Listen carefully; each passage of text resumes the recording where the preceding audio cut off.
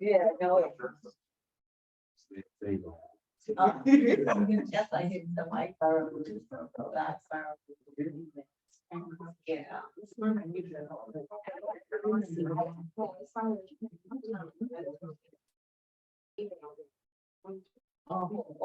Okay, so, I don't know, but I got this.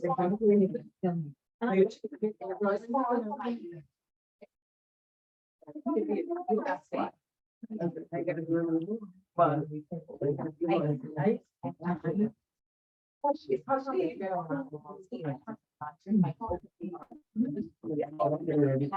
You are ready.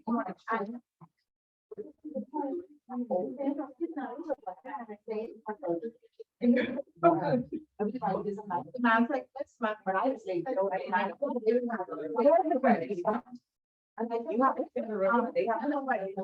I saw you come in, yeah, register.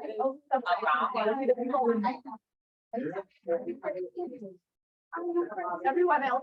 Got it again. No, just, I got a look for.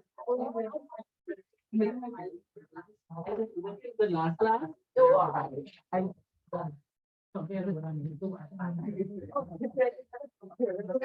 Right. Yeah.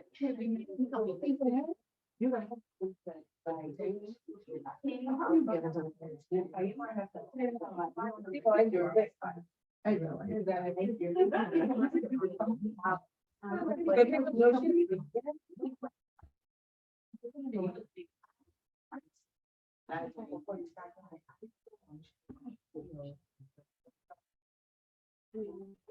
Oh, very long.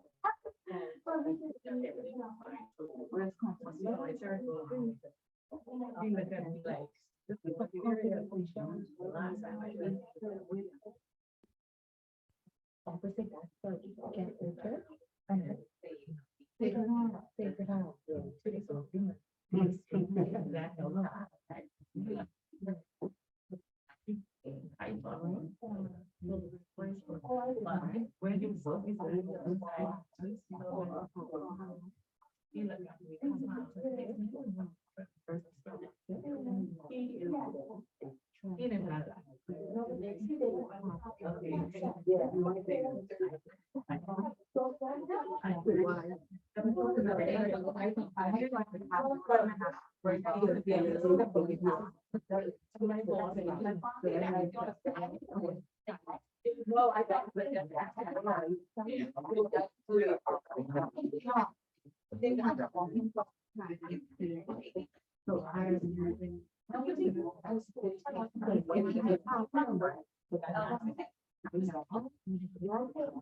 very. A lot of people.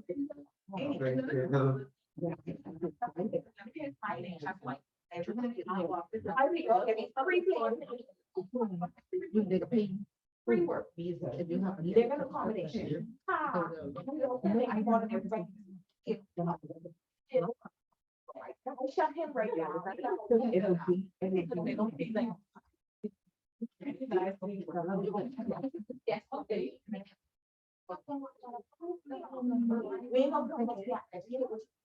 How much should I do it?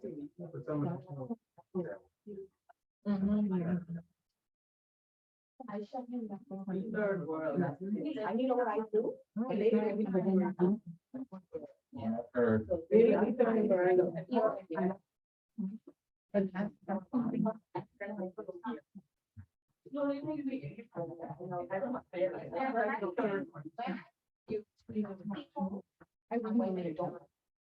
I find.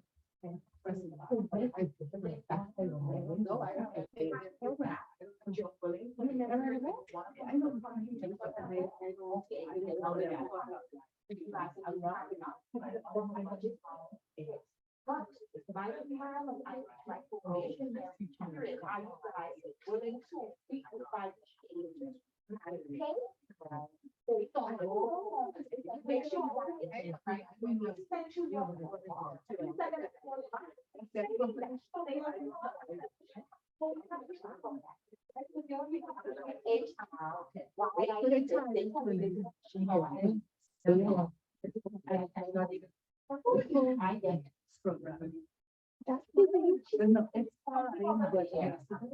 When I get what I need, I need the more. I don't want this, but I don't want. Okay.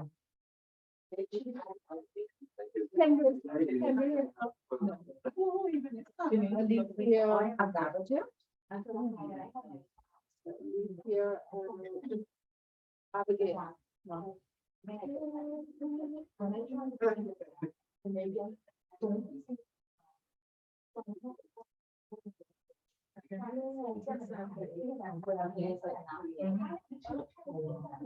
Okay.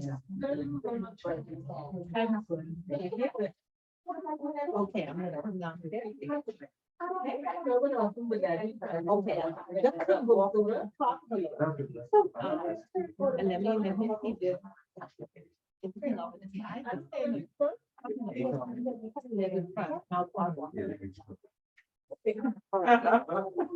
I'm just going to get see, I'm just gonna get she's here, so I will be right back. Yeah. A few minutes.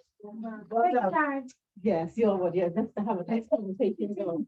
Yeah, so you can get out here, right? Oh. You just go again, but I want you to. Yeah. I'm going to page 2 of week. Yeah, I realize, week 2, go to page 2, and I want you to complete page 2, begin to complete that. We're gonna start with that and we're gonna come back, okay? So management, how to improve relationships. Okay, which ties into the 4 functions that we just completed for the assignment. All right, I'll be right back. No problem.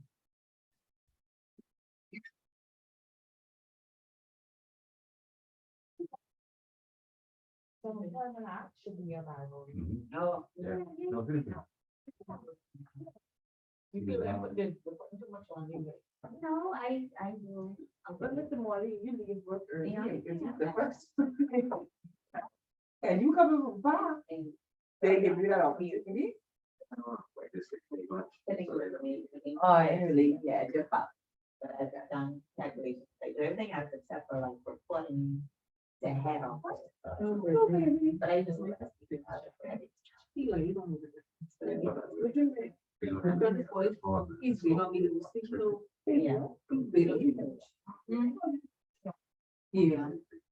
Yeah. Yeah, it's only like on the mind office and this one, like, I have to go to immigration. We have a massive. That's what I'm saying, it's going Pardon me? No, they have a bank car, to so I go on the bank car. As human resource. He's an assistant. What happens when you work in? And then the head of. Good evening, everyone. Because the messenger doesn't. You all have to go get your. Since COVID.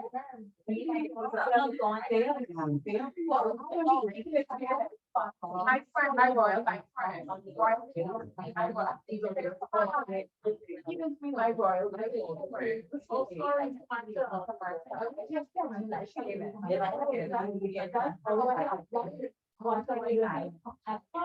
No, when I'm.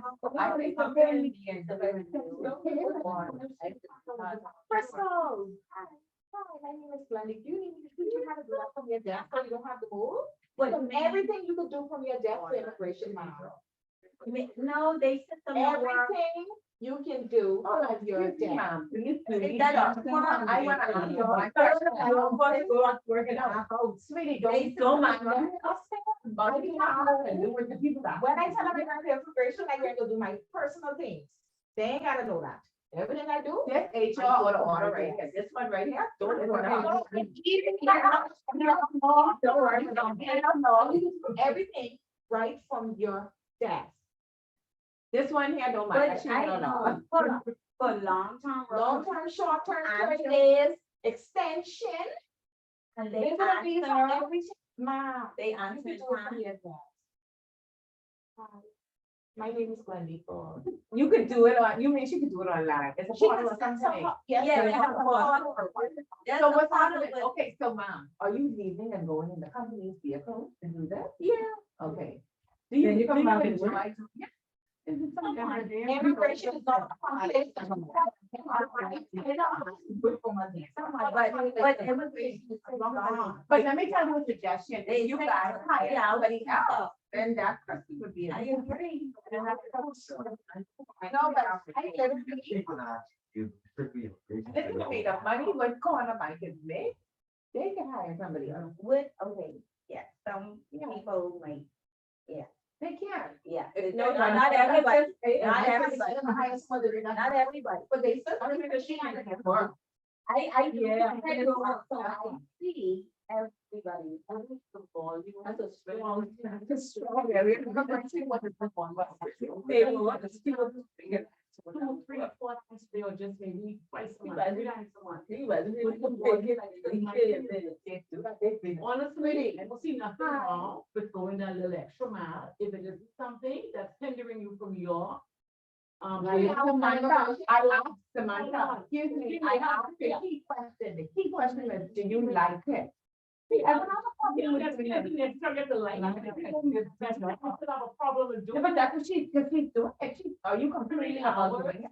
Listen, if they Not if they take us 3 but I hours, just- but when I'm trying to find out. Yeah, it takes a 3 hours, lot. 3 times a week, 3 hours, I wasn't like, she's going about, you know, now I'm definitely, a if we man, can work so I smarter man and get is on open time to to do doing stuff, anything around. that's awesome. And I believe in working smarter. And then What I'm saying is, Yeah. you don't understand. So we don't know what I'm saying. Your situation is coming together. When I hear the first line in the office, Physical way. I can very well. If they need. They don't want to go first of all, they have one of my.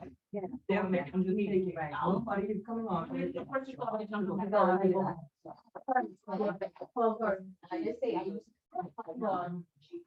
If you are not. Every aspect of immigration pass-through, they ain't check you doing today. No. They What's wrong They with- got- No, it's not.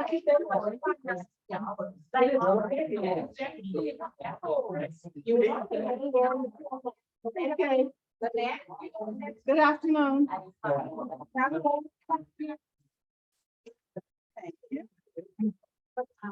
How's everyone? Everyone is well, how are you? I'm great. We have a few people probably not coming tonight.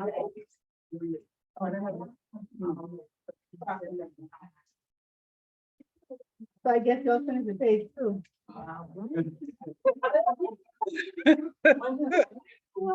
Thank you, I appreciate it.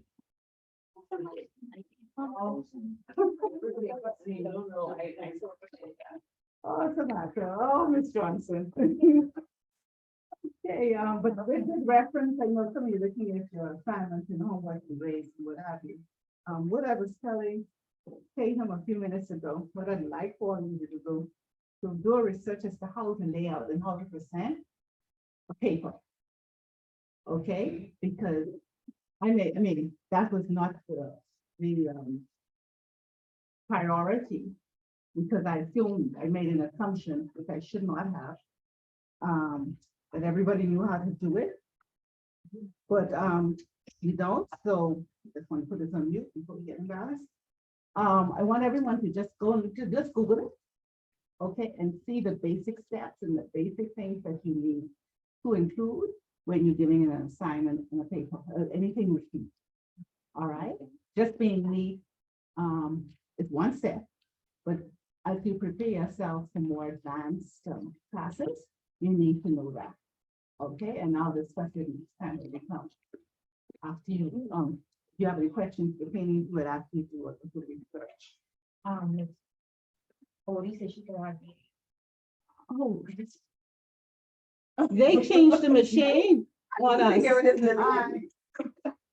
Gosh, yeah, no. Miss Bodie, I don't know, we have an online student out of Exuma. Oh. And also Miss Pendo. They changed them, Bodie, they changed the machine. I don't know why. But we're gonna try our best, okay? Okay, no Can you hear problem. me? Yes. Bodie? Can you hear me? It does unmute. Microphone on. I'm gonna see right now. Yeah. Yeah. She said, yeah, she can hear you. Okay, great. Good Okay, night. I good don't know, night. they changed the TD, screen, and they have a laptop, so something they, Denise said she can hear you too. Denise incoming? Oh, okay. Okay, so we have two people online tonight, Denise and Bodie. Yes. Okay, well, we're gonna try our best. We're gonna try our best. And Bodie, I just saw your assignment today, so I will look at it and review it tomorrow and get back to you. Denise, I have yours. I'll send you your grade online. Okay, I have your paper, so I'll send that online for you. Okay. Okay. Yes, ma'am. Okay. We've been looking at core functions of HR. And your assignment was to identify at least one of those core functions, core processes, and explain how it was integrated in everything else pertaining to HR, and also its value and related to your organization. And in addition, to make some recommendations for improvement. And you did your presentations last week, but reading them, I got a little more, I owe you. I'm gonna print it out in a little while. Reading them, I got a little more understanding of your understanding. You understood what you were doing. What I would have liked, and most persons, they concentrated on the one, but when we began it, we were looking at more than one core function. And if you had come with the introduction, naming a few of those, it would have added a little more meat to your discussion of the one that you found or saw to be the most valuable one in the organization, in your particular organization. So look at it, read through it. I don't know if we will have an opportunity next class to tie it into what we are going to discuss this evening, but we will see. So I want to welcome you to the class this evening. We have a very special guest here with us. Yes. Very, very special guest, a professional. She initiated me into one of my last jobs very, very well, because she was a senior person in that particular organization. And but one of the good things is that I knew her as a professional way before that. She was part of the Human Resource Association. And remember, we've talked about this, why you should become a member of that association and the benefits that it could bring to you. And that's where I first met her. And we've developed a professional relationship from there, because we were all learning the same time. So it's important that you probably consider that. I saw something that came over my phone this morning, that they are having a meet and greet On Friday. on Friday. Yes. Where is it? Oh, gosh, I forget. I'll look up. I said I was going to send it to you, or Ms. Bullet, send it to your, forward to her, let her send it to all of your emails. They're having, it's free. It's free, and it may be something you may want to consider going. Friday? This Friday. Yeah, this Friday. I'll look it up. I'll look at the flyer and who are. Yeah, it's this Friday, and it's free, and with their sharing, I guess, what DSPRIM is all about, and its benefits, and you'll get to meet some people. So it may be something you want to consider being a part of this Friday. You know the hour? I'm gonna look it up. It's on my phone. I'll look it up, and I'll share it after, before we leave, and then have it forwarded to you. Okay. We have a diversified audience, Mrs. Woods. Here from different places, but most of them have completed the fundamentals of HR, beginner's course, and then they're doing the advanced HR management. So they smart. Nice. Good, Ms. Burrows, to introduce you. All And right. go ahead. Okay, good evening. Good evening. Okay. Our guest's name is Ms. Carol Mistress, Carol Sandra Woods. And Carol Woods worked for a few years in banking and for many years in human resources in the insurance industry. She is currently the senior manager, human resources at the National Insurance Board. Mistress Woods obtained an associate's degree from the College of the Bahamas, University of the Bahamas, and a Bachelor of Arts degree from the College of St. Benedict, Minnesota. She is HR certified, having attained the SHRM Certified Professional credential, as well as Professional in Human Resources International, formerly the Human Resources Business Professional, or HRBP, several years ago. She is a member of New Covenant Baptist Church and is married to Mr. Dwayne Woods, and they have one adult son, Deshaun. Thank you. Thank you. Thank you very much. Thank you for that introduction. I believe everything you said is true. Okay, so Mrs. Battle, thank you for the invite. I'll do my best to explain what I do.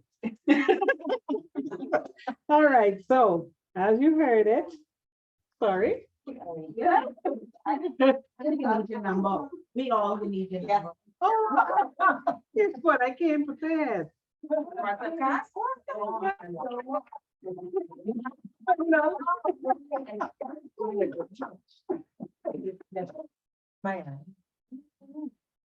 Okay, so thank you. All right. I had a feeling, so I brought it on. If you need to do.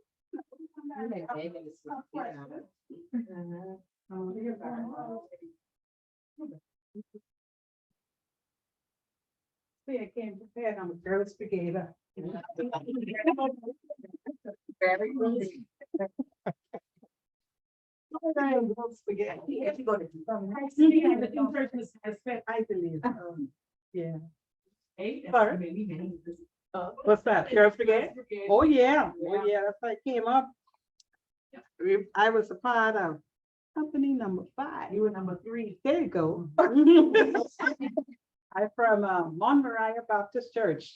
There you go.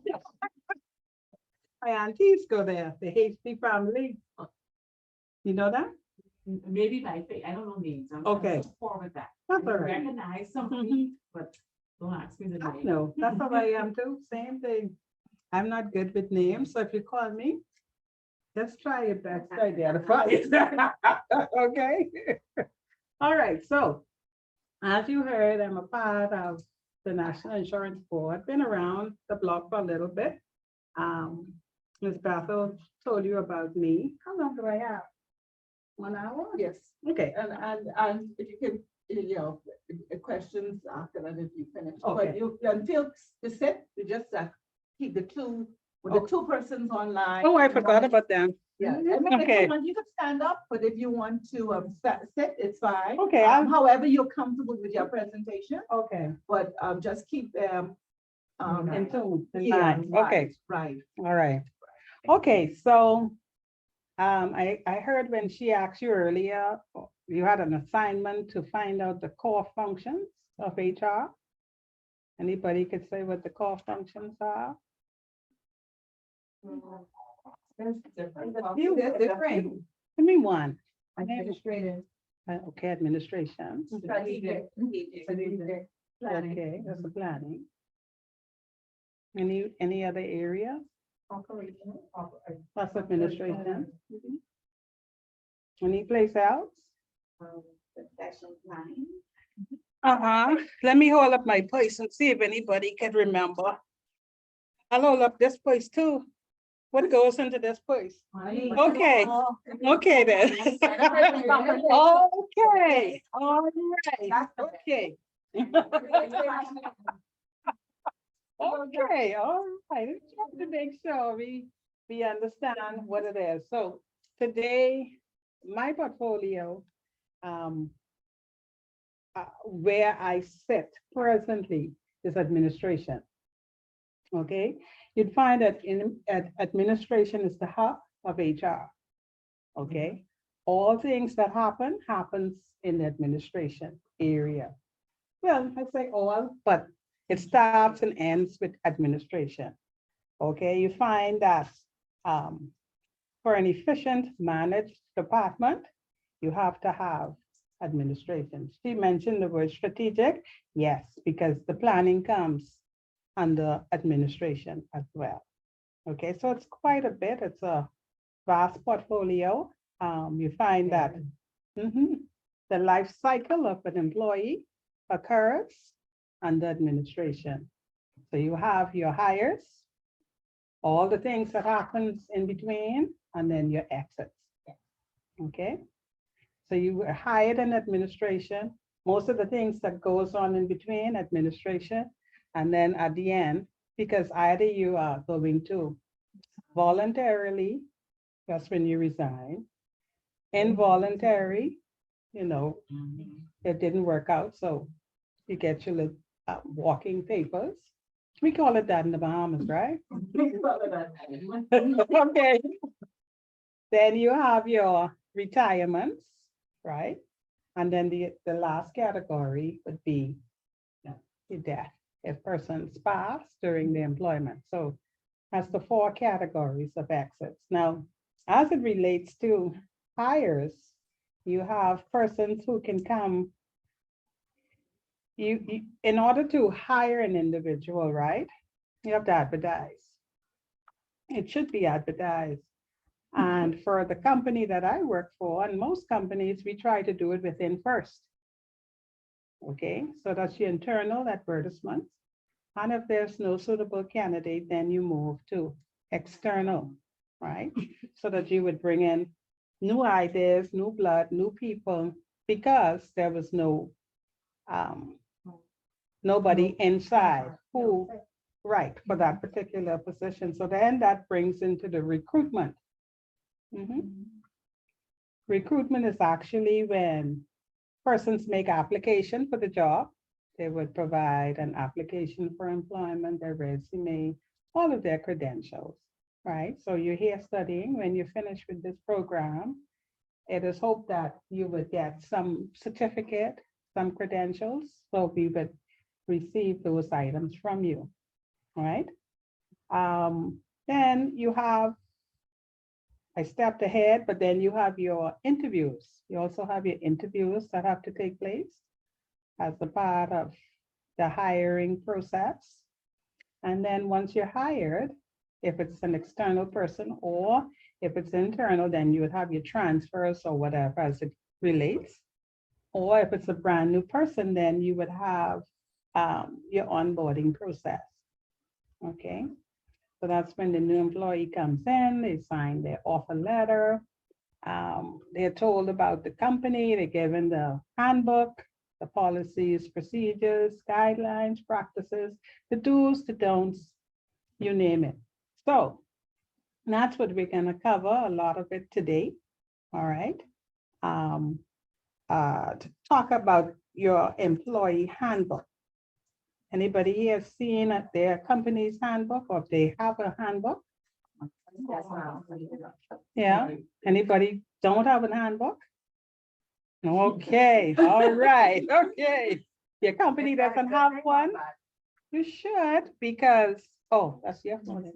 You should have a handbook because that speaks to everything that the employee needs to know, right? It actually provides an introduction to the company. The handbook provides an introduction to the company, its policies, procedures, expectations, and benefits, right? It outlines also the legal obligations of the employer and defines the employee's rights. Okay. One of the main aims of the handbook is to maintain effective workforce by articulating the policies that encourage maximum staff participation and involvement. You know, in some companies, from time to time, you would see memos and circulars that are issued. Is someone in government here? No? Okay. No government employees here, okay. So from time to time, when suppose, I don't know what industries you all are in, right? But let's say NIB, let's use NIB in particular, something we want to change. It's already embedded in the handbook, but something new. So a memo would be issued, right? I've seen it before. Right, so they would issue a memo, and that then becomes one of the guiding forces to add to the policy. Right. Mhm.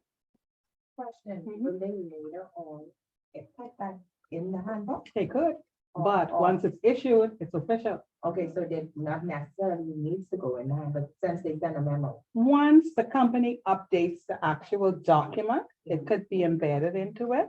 But even if it's not embedded into it and it's issued, it's official, it's a part of the policies and the procedures. Okay?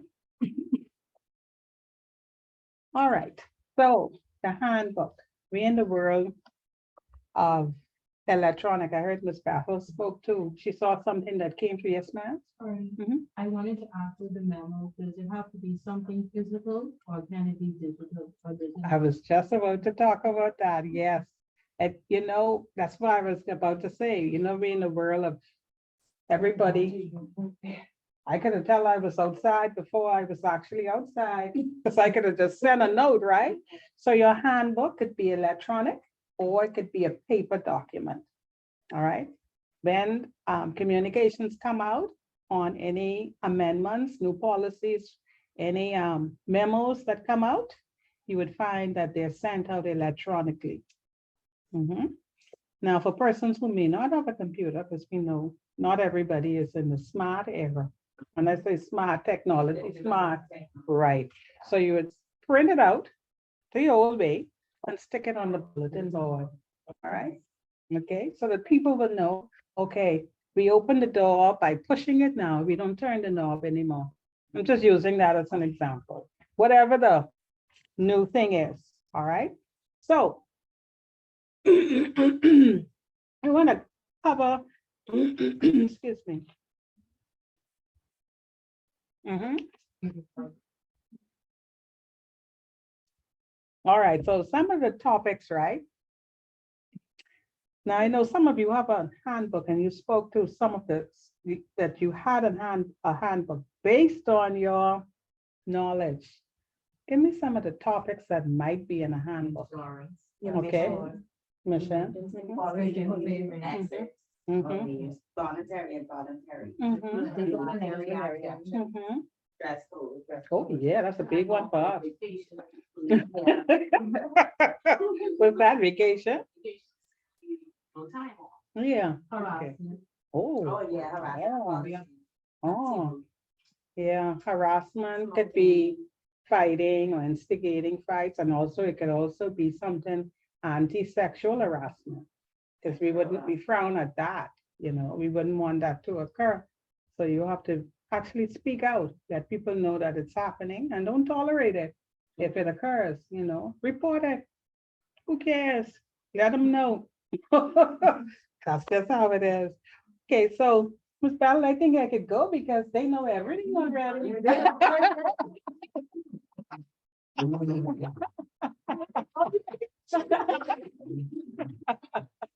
Okay, so what I would do, I would go over some of the main topics, right? Because like I said, administration, we do a lot. We cover a lot. And we have to have some guidelines, policies, practices, the way that it should be done. And it should be a fair system. So what I do for her, I should be able to do for her. Okay, so that's why we documented in that book so that everybody knows. All right, so when we talk about employment, right, we have to know, we signed a document, we said, okay, we'll work for you because we want to be with that company. So then that company should outline what the hours of work are. Normally you'd find something like a 9 to 5, 8 to 4, based on the type of company it is. And if you're in management, you would not get overtime, right? But if you're in non-management, this is what employment law speaks to now. Yeah. We know about the Employment Act, Yeah. Industrial Relations Act. No. Okay, so we write that down so that you could look it up to understand how that interacts with what we do as HR professionals, okay? We would know during our signing of our document, some persons would have something called a probation or probationary period. Some companies have it 3 months, some have it 6 months, some have it for a year, right? Now, I'm talking about from old people would tell you, be on your best behavior. Don't show yourself off in them couple of months, okay? Old people would say, you be on your best behavior, and after you're confirmed in your position, then you could slowly show them who you really are, but make sure it's a slow process, but every so often, put it back together. Mhm. All right, so that was just a joke, y'all. All right, so workforce planning. Remember I told you about a lot of things that occur in administration? So we know the company I work for and the one I came from, the insurance industry, we had more than one office in Nassau, we had a Freeport, Apico, Eleuthera, you name it, right? That's the insurance company. This particular company I work for now has 29 locations throughout the Bahamas, okay? So we take care of 29 locations, all right? So from time to time, because it's all the Bahamas, people may want to transfer from one place to the other. We take care of that. All right. Promotions. Of course, you want to reward the good performers, so promotions are also a part of the process. And then I go on vacation, somebody else goes on vacation. Who does the job? It doesn't fall away. So somebody would have to pick it up and do what I do, or some of what I do. And then it attracts something like an allowance. They could call it an acting allowance or responsibility allowance, you know. Yeah, yeah. Yes, ma'am. If Mhm. they, really? Mhm. If they fulfilling it, back up for you? Yes. Yeah. If If they have someone in position? Yeah. Mhm. Mhm. Yes, ma'am. What about course? I just wanna understand what you're saying.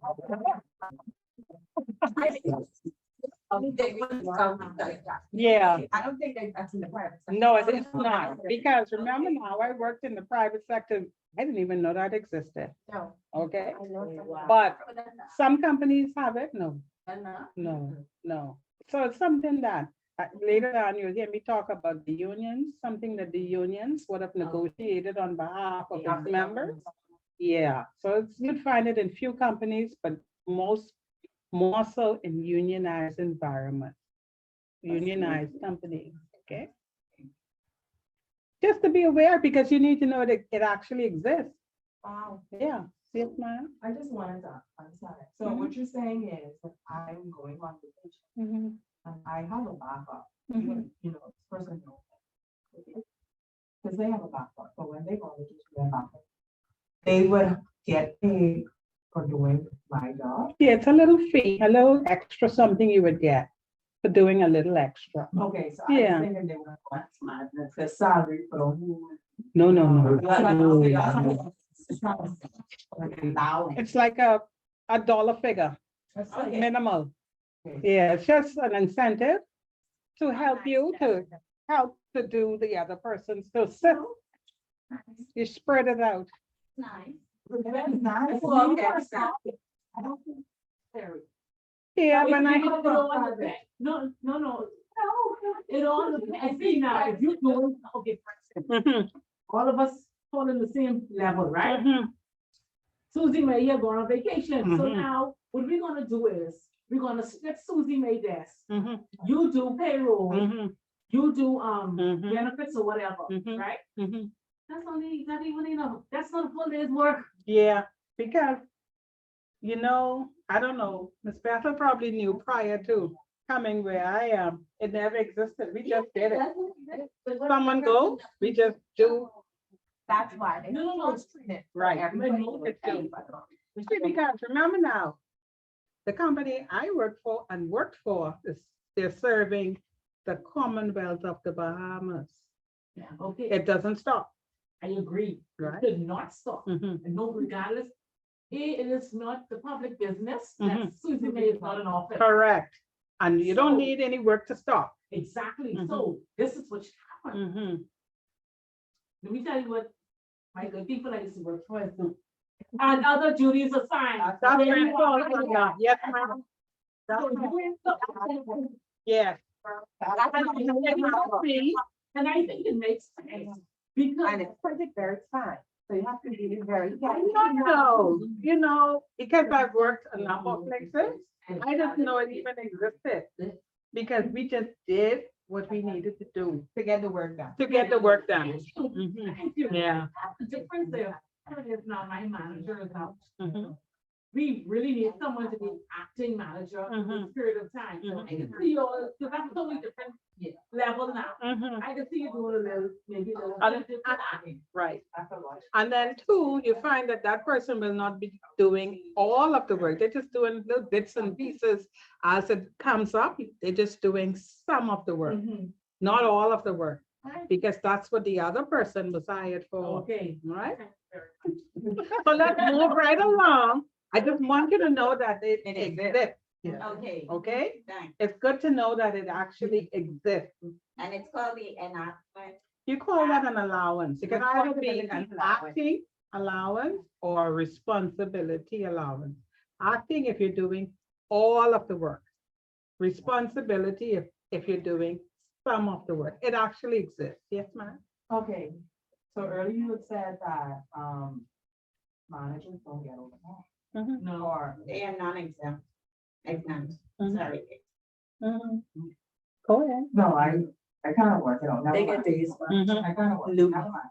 okay, sure. Yes, ma'am. You Don't need be- to go to the labor board on that, they have that labor book. It's in the Employment Act. Yeah. It's there. It's supervisory and managerial position, not just managerial, supervisory position. Yeah. All right. Okay, Nope. so let's move. Any other? Right, that's a. I don't want that, you know, That's another you're. way to get it though. Anybody in supervisory or managerial position are not entitled to overtime. That's There's right. other ways to get it. Okay, it may not be. I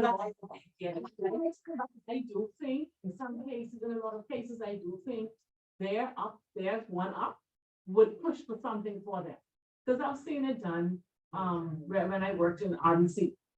You understand, they may not get the overtime but sometimes they'll, I skim my time. They'll I want check up. it in and that's time I want. Well, as managers, right? One of that. You'd find that for managers, in the majority of companies, the pay scale is a little bit higher. that's right. And the expectations are a little bit higher, And they have perks.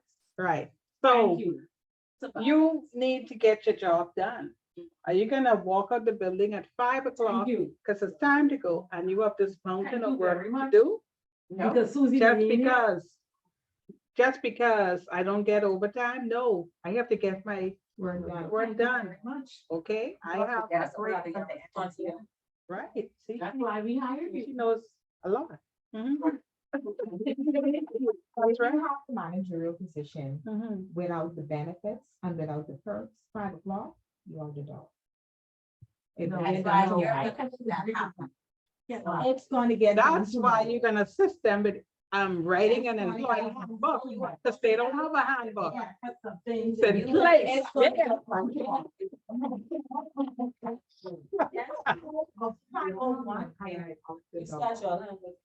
Yeah. Okay, there you go, see? And they know when I give it to them. Yeah, the first draft, the first draft. There you go. All right, so let's move right along. Another big area, another big area that we should cover is the code of conduct. Mhm.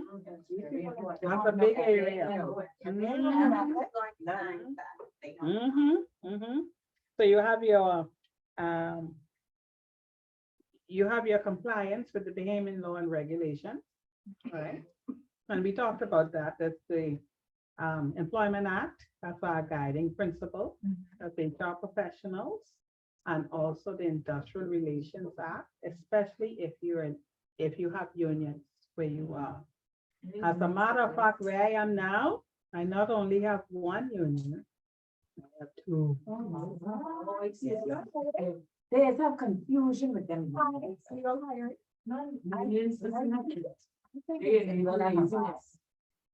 But you try to be a party with the union. Exactly. Once you partner with the union, it should be okay.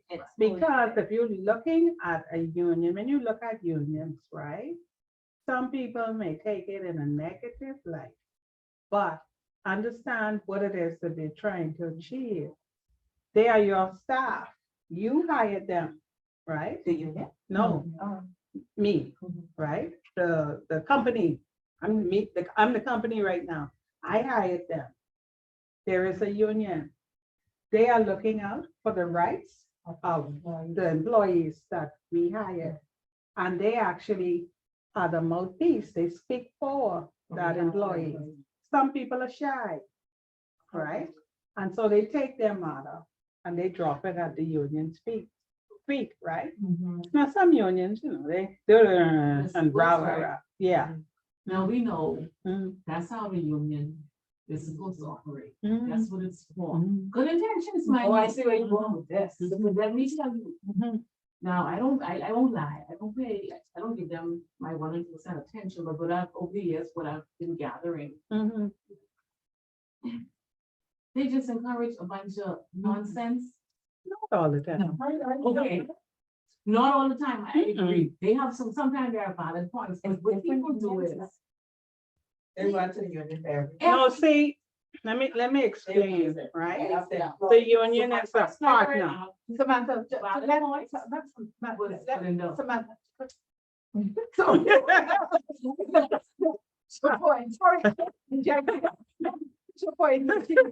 He said something very. The union is a partner, right? Yeah. So let's take it, your name is Samantha? That's why- Samantha, we recognize that Samantha is doing some things wrong. Okay? If we approach Samantha and say to Samantha X, Y, and Z, all right, she holding her handbag wrong. Let's use that. Okay? She hold it on the left hand side, it's the left, eh? But she's supposed to hold it on the right hand side. I think that's. That's not, I'm gonna use that. So what we do is, as opposed to approaching Samantha directly, we call the union. And she's the union. We say, what's your name? Miss Forbes.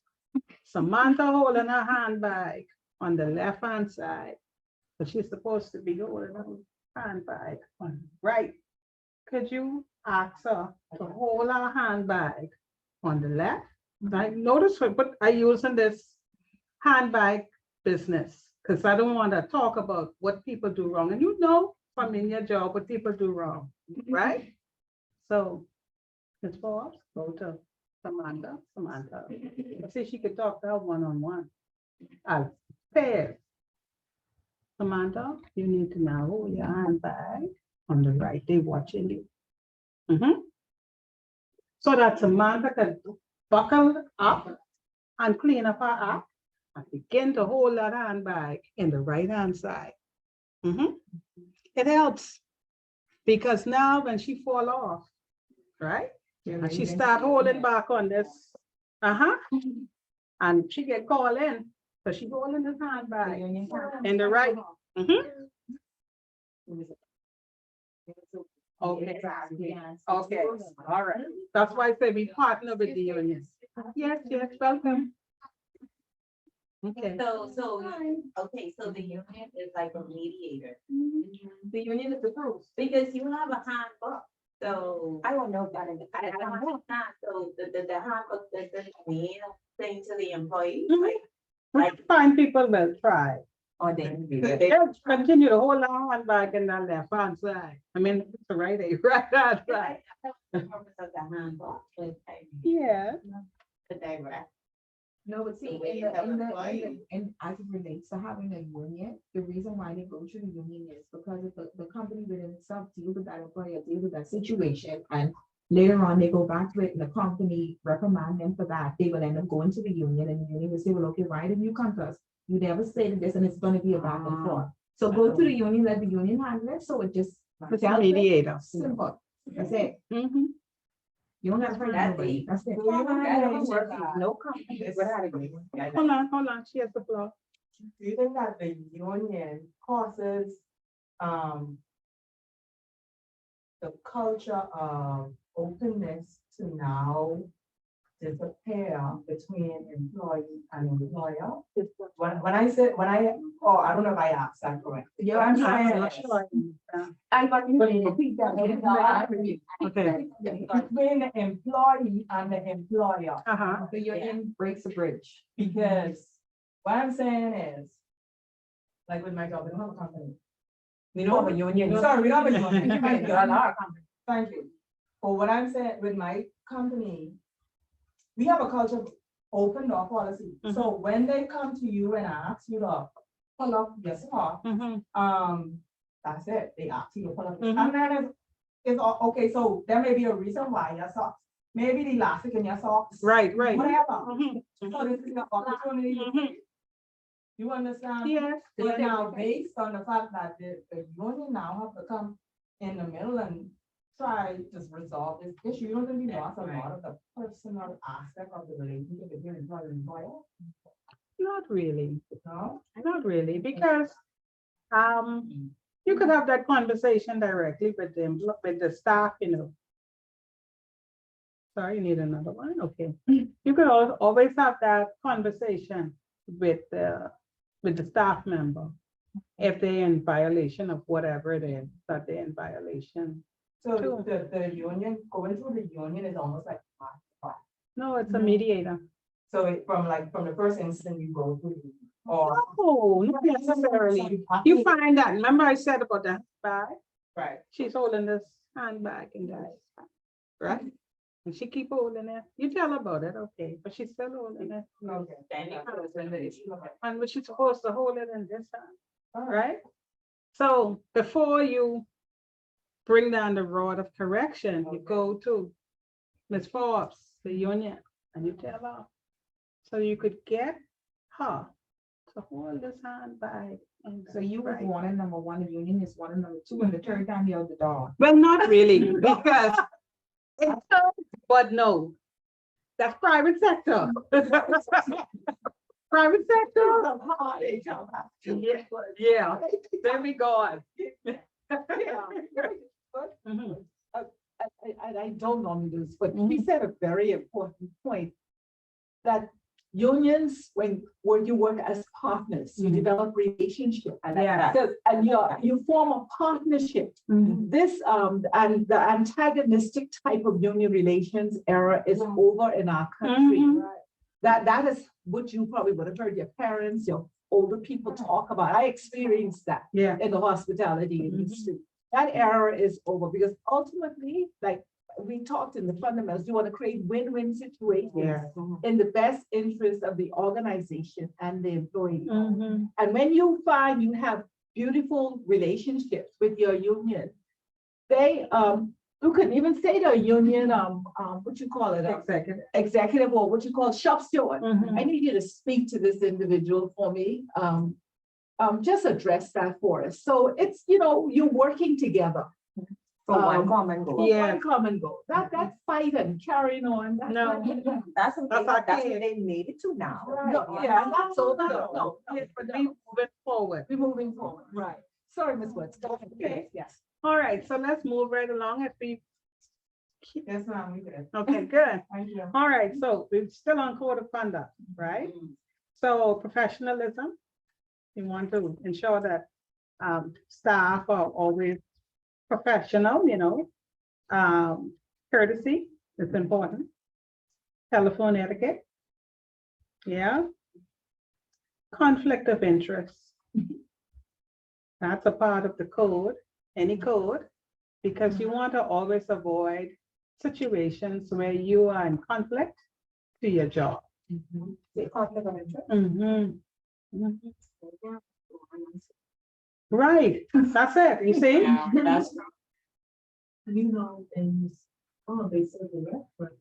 You want to make this, basically, you get, Yes, ma'am, indeed. and when you go, even on TV, you have to mind yourself. Yes, but you're steward of the Royal will Bank be- of not Canada, sure, Royal Bank. You will be- Mhm. You're steward. And also, we're a small community. So whatever you do, Everybody can know. everybody knows. Imagine us, we have an island, and let's take one of the islands, Long Island, Cat Island. You do something, whole island knows. You know what that Royal Bank woman did? Okay. All right. You're right. That woman from Royal Bank, she can now, sorry. That's what they thought. You see, so you always have to remember you're a steward of the company that you are employed with. Okay? Yes, ma'am, your question? Not a question, I want to say something. Mhm. To piggyback on what she said, Mhm. they go to the extent to say, you are arrested, make your first call then. They will take the necessary steps to get whoever. The company. Your company does that? Yes. Oh. If they will take the necessary steps to get to whoever they need to get to, your Damage family, control. your Lord, Damage control. Okay. Them. Mhm. your first- The first one, that's nice. That's smart. Because they want to control. Yeah, what and they- get up Damage. there. Mhm. There you The go. damage, That's yeah. smart. Yeah. Okay, another item, let's see. And I want to talk about that. The code of conduct, gifts for services. Oh. All right. We call it tips. Everybody. likes Push it a little bit faster. Yeah, no, because the company you work for pays you a salary to provide that service. You don't need no tips. Okay? I used to get up though. Remember that, you started right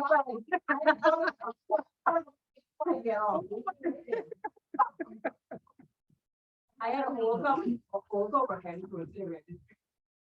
That's a no. What do you call it? Love offer?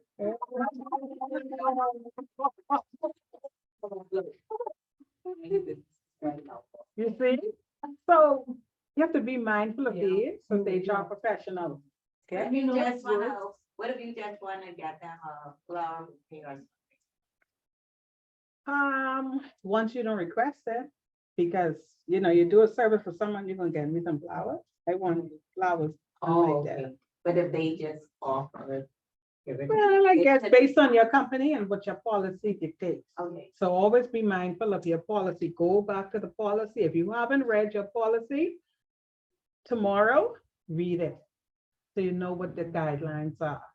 Okay? And what that does too, if they backfire.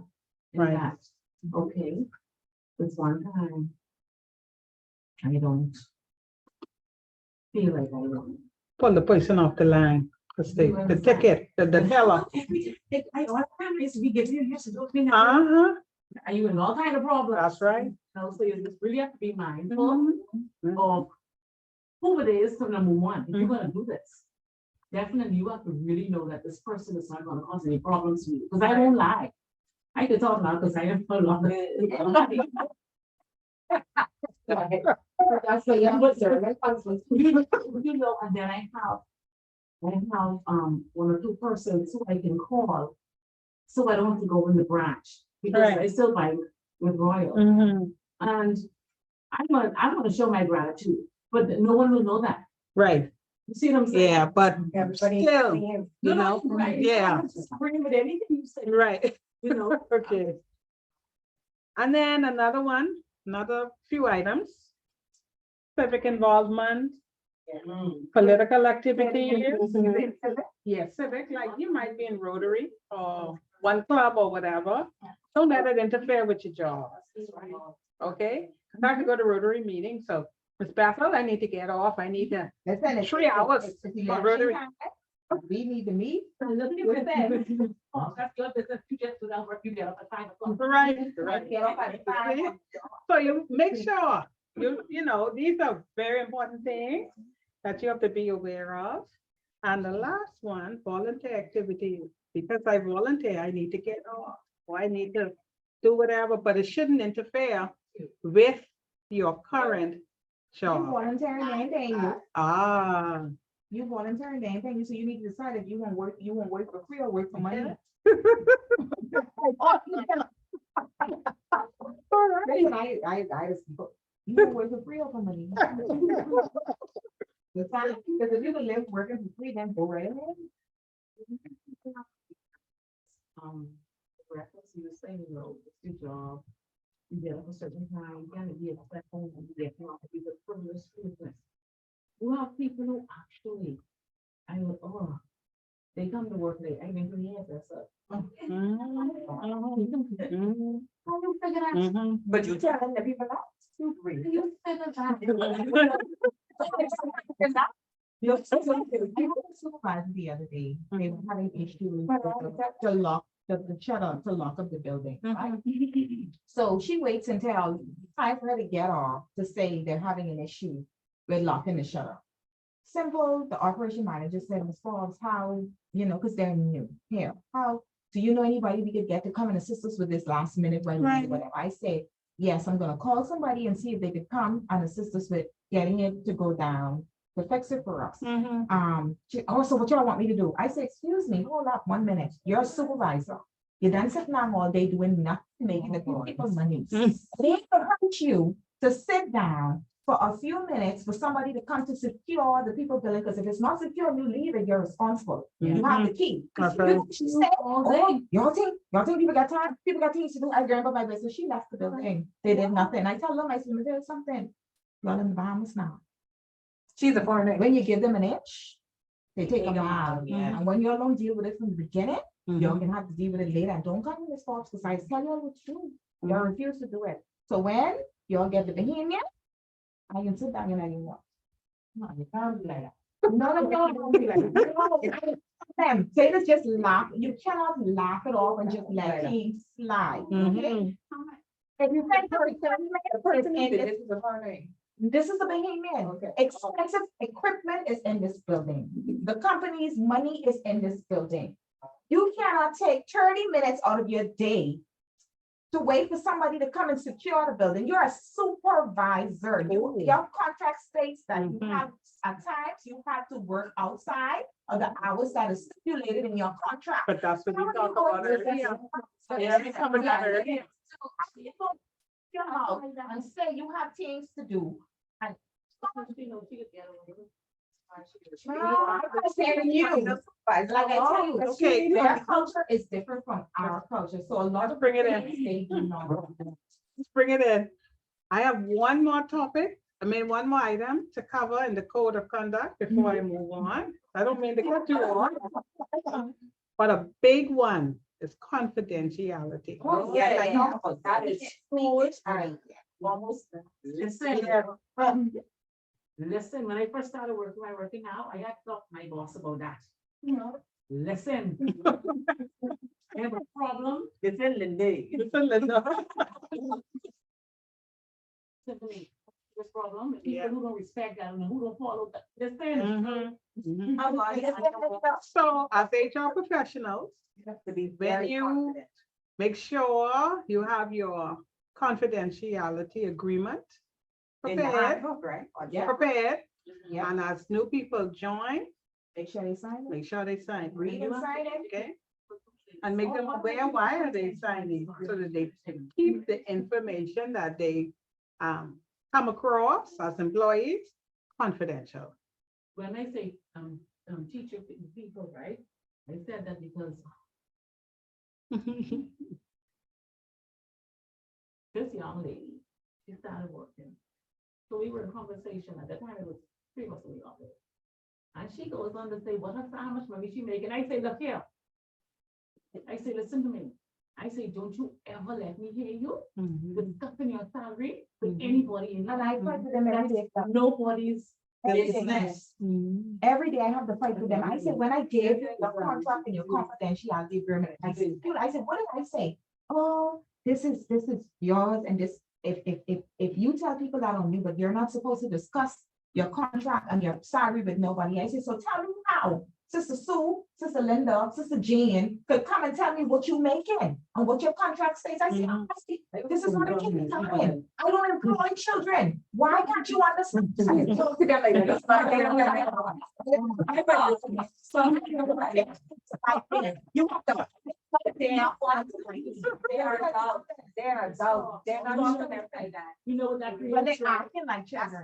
That's fine. I don't talk for them. No. You know that creates, right? She didn't say that. Yeah. You know what that creates, right? A lot of hostility. Why should Thank make you, it? everybody. No. Yeah, When you make the people come to work and feel it, they just, oh, I see this woman, they look at you, they. She's not talking about against me, she mean with the salary. When you're discussing your salary, why Tatum making more money than me and Tatum don't do what I do and Tatum don't do as much as me? Why is she making more, why is she making less, why do? Confidential. But if Don't you're discuss that. approach though, you have to feel it down, you have to, you may resource manager. You think I told them like that? I don't. No. Okay.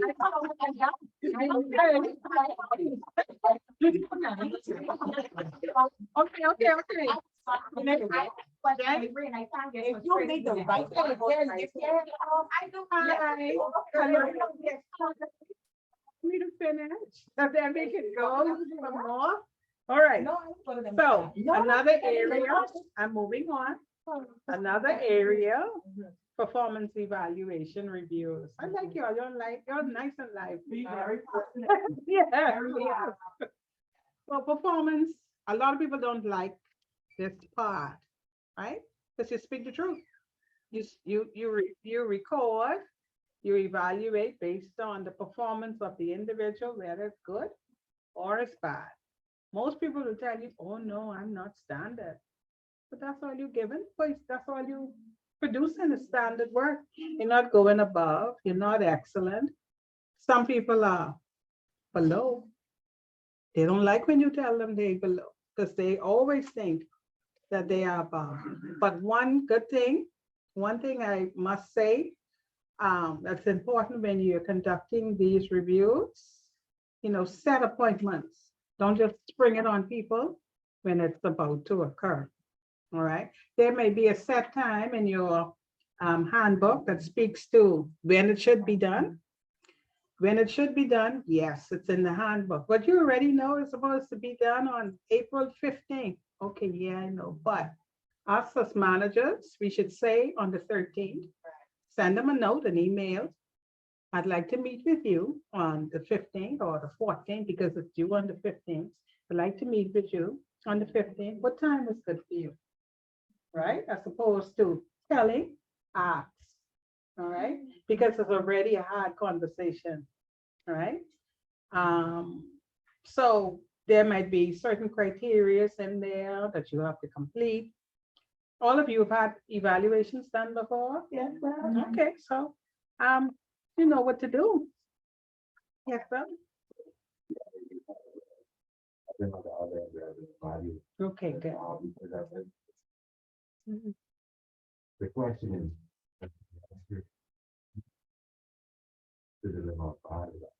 Mhm, How would you stand that up to deliver that? I'm mhm. curious about. So what to do if you know the person is, their performance is not up to par? Before that time, you have those weekly, man, why you give me this work with like this? This work is not up to standard. See if you could improve, right? Then something happens, you call them in again. So that when it's review time, it doesn't come as a surprise. because you would have already had those conversations, those tough conversations. Someone is late consistently, you call them in before the review, right? I need you to improve. I notice you're late. Whatever the situation is, so that it doesn't be a hard, where you end up, in big disagreement at the review time, because they know it's coming. Yes, ma'am. Too, even I wanted to say, it start off with fine, like, let's see, you improve on this or whatever, good, and like, you can miracle. But when I thought about the positive work, even though it's have a tough conversation. However, even though I saw an improvement, but I still need to work on this. I noticed that you've been falling down on that. I would suggest so. Yeah. I would suggest so. You do the bad first, and before you close, you fill up with some good stuff. Because when they leave you, they wouldn't feel dejected. Right, so you do the bad ones first, right? That's would be my humble suggestion. Do the bad critics first, and then kind of soften it with some good stuff afterwards, so that when it ends, they leave feeling very good. Okay? And ask them, is there anything you think I can help you with? Right. Anything I can do, Right. to help? And then there might be issues, there might be, That's but right. they don't live at your company, they live outside. So before review date, you could do all of that. So to see, to develop some rapport with the individual. Can you just reiterate it quickly, Mhm. when he asked the question in terms of like, how do you deal with a poor evaluation? And then it explains. Mhm.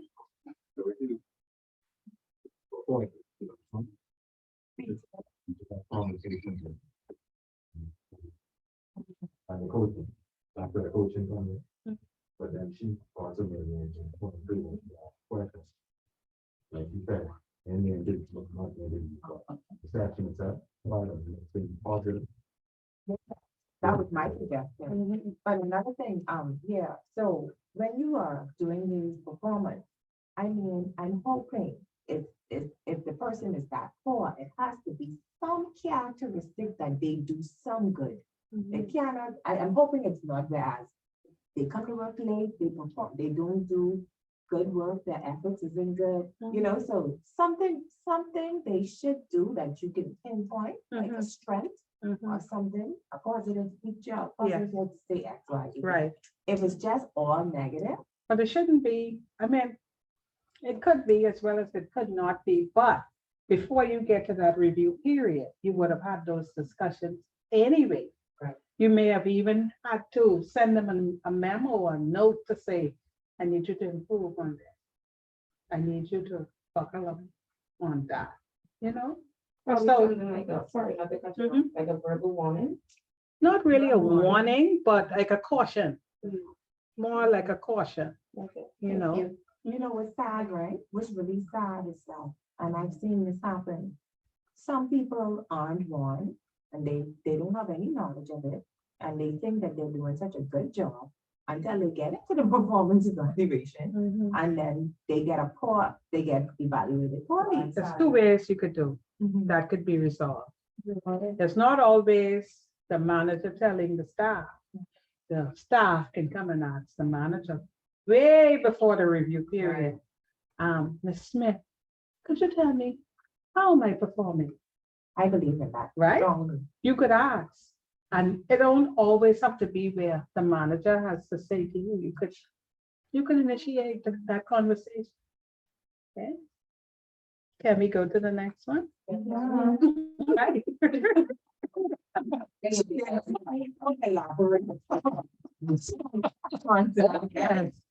Okay, another big one, and I talked about it when I hold up, I like the handbag, right? Employee benefits and compensation. It's the best. Oh, yeah. So we know that compensation and benefits, there's a couple of things that fall under that category, right? That section, payroll, your salary package, pay dates, bonuses, woohoo, any perks that you may enjoy. Some people may get a vehicle, use up a vehicle. computer equipment, because you know, we work remotely, a lot of us, right? Any rewards, any schemes, any travel, any entertainment, for some people out there, companies, credit cards, right? And then under compensation and benefit, you have your retirement plans, right? Or your retirement plan, your pension. Your group insurance, right? And that covers your health benefits. And lastly, your loans, any loans that you think the company would offer or any special discount. Right? But some companies do offer discounts based on the type of service that they provide, you get a discount from the company. Moving on to leaves, because there are a host of leaves that, you know, may come up as a result of you being an employee. Sick leave, maternity for those who still in that category. Paternity, you know what that is, right? Yeah, okay. Compassionate or bereavement leaves. Then you have your big one, the vacation. So what I would say as it relates to your vacation, try to take breaks. You know, some people like to bank vacations, but vacations are designed to take a break, because when you come back, you're fresh and you could give more and tolerate more. Okay? Right. All right, so another category, discipline and discharge. All right, I'm almost done. No, take your time. Take my time, okay. Excuse me. All right, so discipline and discharge. When the rules or the policy is not adhered to, this is what happens. You try, you know, it happens there. The discipline must be administered for the holding of the bag in the wrong hand. You want to discourage that and eliminate that holding of the bag in the right hand. Okay. So once discipline occurs, you find that people stop the whatever the infraction was, right? So what some of the infractions that I've seen, and there are many, but I just name a few. I know you all know quite a number of them. People sleeping on the job, fighting on the job, not following the procedures, tardiness, absences, including the big one, job abandonment. Anybody knows what constitutes a job abandonment? 3 days absence. Yes.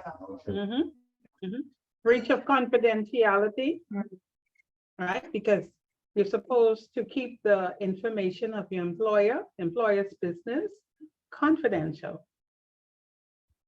And you have to know how to exact those steps as it relates to a discipline. You just can't say, oh, you're fired. No, there are steps that occurs. And in accordance with the Employment Act, it outlines what those steps are, right? We know what they are. Anybody could say? In terms of the What? warning. Mhm. The verbal Mhm, warning, and then the written, mhm. and then Suspension. the That. final. The final one. Not the verbal, yeah, you want verbal, the written, and then the final. Right. So in baseball, I always use this. In baseball, anybody like baseball like me? Hi. Hello. Anybody likes baseball like me? Good. 3 strikes. And you're out. All right. So if you can't remember what the steps are, just remember baseball, 3 strikes and they're gone. No, but you Okay. got, they still, they have to remember the warnings. It can't just be treated. You have to make sure you put it in writing. But no, it's just mandatory that you always make sure that one of the warnings is in writing. But they say that. And you Right. have to- So you have your oral. Now, Yeah. before you even do that, right? Notice what I said earlier. You try to caution people, right? Because sometimes they may not even know that they're doing something wrong. So you caution them. You don't tell them, the still, I'm going right back to this handbag and the right hand side, okay? All right, and use that intentionally, right? So you say, stop holding it here. Okay, stop holding it, man. Let's move it to the left hand side, right? Okay, they're still doing it. Right back to that old handbag in the right hand. So then you give them a verbal warning. Mhm. About the same handbag in the side. Okay, couple months, you clean up the axe, holding it over here. I say, so then you give them a written warning. That's what they get because they asked for it, right? Okay, And if they, don't- and then if they don't want to sign, I just They put don't have to seen. sign. No, I just put seen in the date. meant the date when you issue, when The it was date and the issued. time. Right, that because they you seen issued it, the letter. Cause a lot of them. And say, then you "I move signed to it." the final written. All right, after that, play out, eh? I have a situation, I have a dispute, I'm going to the report for it, I find and I never talk to him, and I have the one where he signed it. And I have him on camera where I talk to him, but he's still saying, never talk to him, I never tell him, but there's nothing, everything right there, I'm wasting my time. Did you do the 3 steps? Yes, ma'am, Okay, you have it documented? yes, You ma'am, just present it to the labor board. but that's time taking me away from my work, I don't That's have an okay. assistant. That's work too. That's your work. That's your work. That's your part of it. Listen, Linda, that's work. That's big work. Yeah, yeah. You go to the labor board, if the case is not settled, you go to industrial tribunal, case is not settled, they go to the Supreme Court. That's our job.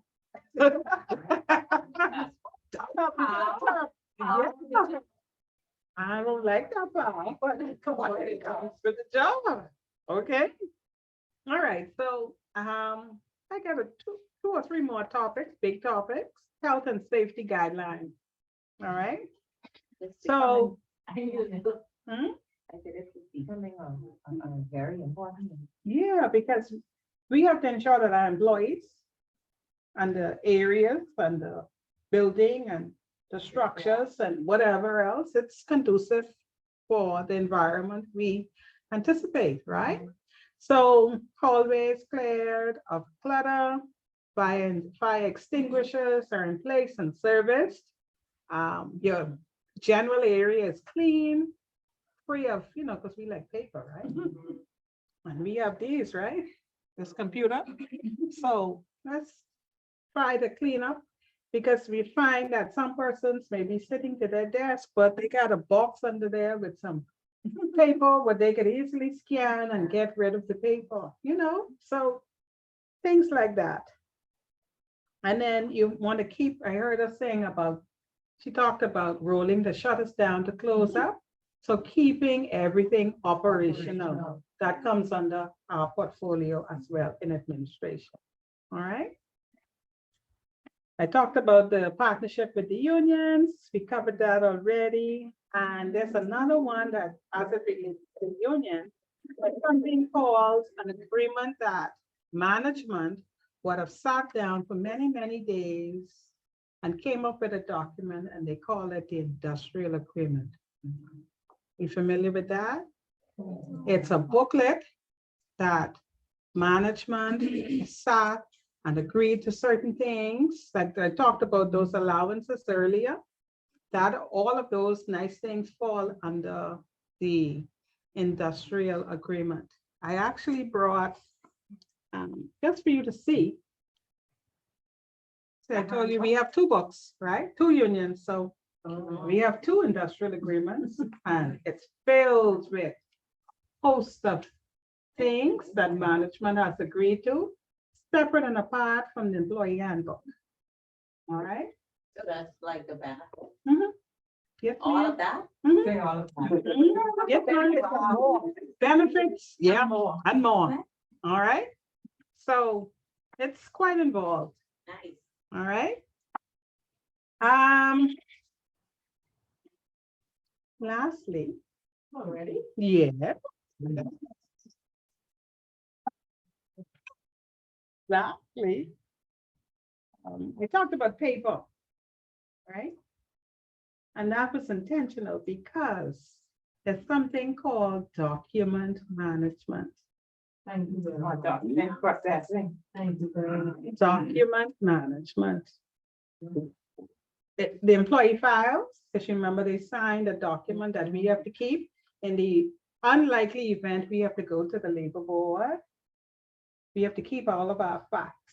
We need to keep those in a safe place, stored safely with limited access, restricted access to those files. Because like how she has to go to the labor board, she needs to take that file with her so that if she's asked any questions, she could open up that file and answer questions. In that file, you should have your job description, see? All of you signed the job description? Yeah, okay, because the job description tells you what you're supposed to be doing on the job. I don't know if I talked about that earlier, right? But the identification for the staff also very nice. But it's our access badge, all right? That's ID, right? But your employee files should have everything about the employee, right? The document, the identification, the offer, the offer that they would have signed the contract, vacation entitlements, performance evaluations, all of them that the persons would have, the employee would have received, the employee's academic qualifications, their job description, emergency contact information, their training records, and the payroll and benefit information, and et cetera, and et cetera, and et cetera. Many more that could be on the employee's file, but we have to have a paper file. You can scan it, yes, for safekeeping, but you have to have paper, all right? Because those original signatures are very important, all right? Especially given the fact that she has to go where she needs to go. And more than likely, you HR professionals will also be joining her one day. So have your facts and have paper, because the court loves paper. They need to see and feel that signature, right? Next, ma'am, you had a question? I mean, there may be a silly question. No question is silly, none. Earlier you said you'll have 29 across the Bahamas. Mhm. The other employee who was in, say, Long Island. Do head office have a physical file, or their file is in Long Island? Head office on the physical file. And So- the file should be in Long Island. Why? You, if they have the file for Long I Island, know, but, the Long Island, HR, Long Island. They don't have an HR in the branch outside of. that's right. HR is just in the Bahamas. In that house. Yeah. If anything happens, well, they should have a supervisor. Yeah. And on Long Island. Or they Yeah, just managers staff are all manager. over. Managers and staff are all over. So the manager can't have a file like that, no? I'm asking. It would be a residual file. Okay. That would be their own little personal file, but not, All the people. not the information, because they wouldn't be privy Not all to the that. information, No. but you just talk about- No, that information, remember I talked about confidentiality, that's kept in HR under restricted When access. we got the HR. That's right. Mhm. When you got the key. That's it. When you're all there on the source, get the daylight speed on When you got the key. You have a question? I just. It can make sense, basically. Kingdom was time and space, earlier. So everything that an employee does is then sent up to head office. When you say everything, what you're referring to? For instance, like, at the end of class, I guess. Yeah, send it. That's on your file. Mhm. Mhm. And if your company is like the company I work for, we want to see the original. Yeah.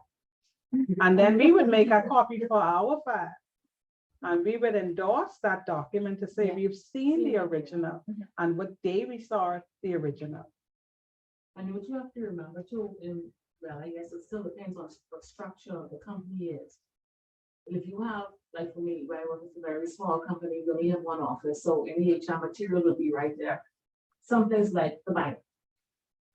HR will be centralized, will be in the head office. So everything, once you're hired, all of your documents is there in the HR office, and it won't follow you to whatever branch. you No. go. Everything is just right there. Yeah, it stays in HR unless you have a HR over 29 locations.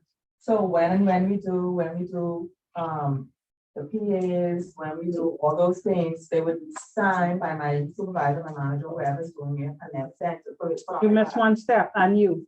Yeah, but I mean. Yeah. I would send up one on my file. Yes, ma'am. And we want to see the original. I think it's good. Mm. I just assume, if I work Long Island, there was a file, maybe not where I went to school and what degrees I have, but definitely what all went down with me from whatever. And let's say I transferred to, let's say, Alco, that file would then go down, But if your file moves out of HR, who's keeping your file? You're the HR manager. You send my file, because I'm your employee. You send my file where? And see that it understands how. Yeah, it is. See, what you're saying, are you thinking this information supposed to be following you wherever you, whichever branch? No, it doesn't, no, see, I worked for the Royal Bank as well, Royal Bank System, okay? I was with a company, I don't know if it still exists, Finco still here? yeah. I was with Finco, okay? Our parent company was Royal Bank. In Royal Bank's case, Royal Bank had their HR, and Finco also had an HR. But Finco reported in to Royal Bank. Okay, so if I move from, let's say, Nassau, let's say Robinson Road to Frederick Street, my file stays with HR. If I move from Frederick Street and I go to Freeport, my file stays in HR, Frederick Street. That's right. Correct. There's one HR department. Your information should be kept in HR, not revolving around the country. That's how it would be Okay. confidential. Right, because everybody will know your business. Yeah.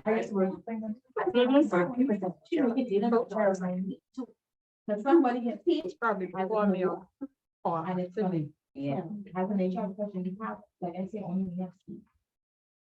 And if you need any information, if you need anything, you have to ask me, and I need to know why you need that and what you need it for. That's simple. Oh, can I have this update on why you need that, what you need it for? I need to know, because that is her personal information and I'm supposed to be protecting it. I can't just give it to anybody. But why should somebody else come ask me, somebody else? We have managers, we have CFOs, we have COs, we have CEOs. They have the right to ask for certain things, but I'm, as an HR manager, I need to know why they need this information. When she said that, what? The CFOs and all those other persons, right? How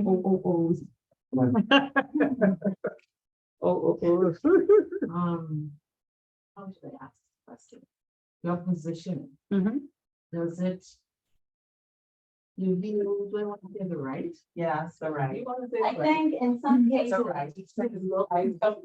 For instance, if I'm the boss, I own the company, I want to see something, I should not go along.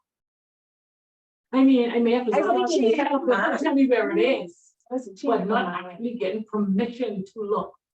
So I'm just trying to find out if that kind of works that way, and it means if. And that's probably a smaller environment. No, I mean, I don't know if this exists, if it happens. It's just a period. scenario. No, you should go through, because you hired her.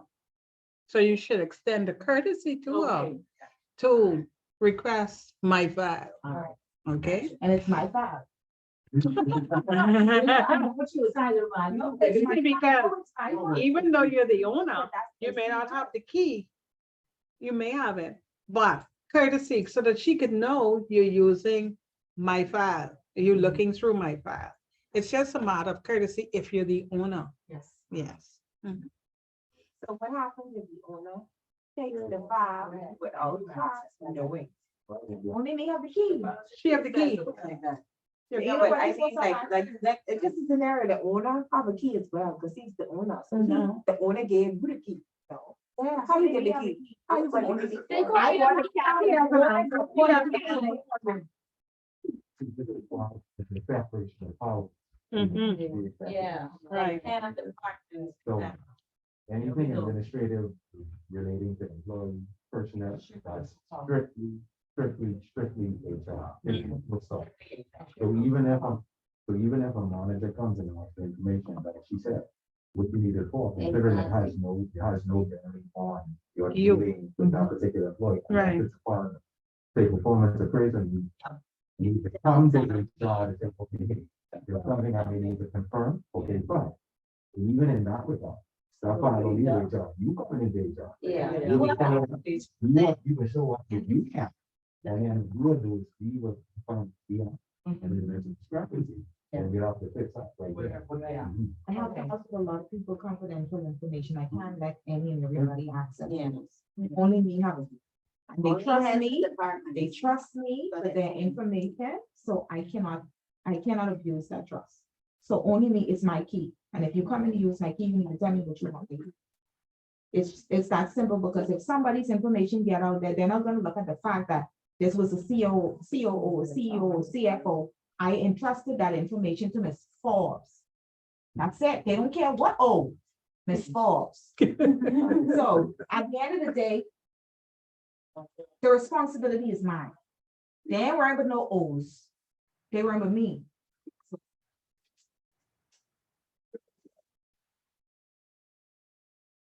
It should be, it should be. And so this is why, from the time, to stay confidential, because if something come up, you ain't heard of it. So our first question is, what do you have to come, because I'm not coming on it. I didn't come from HR. So that's how you know the phone. And then you don't see people talking their own business. I've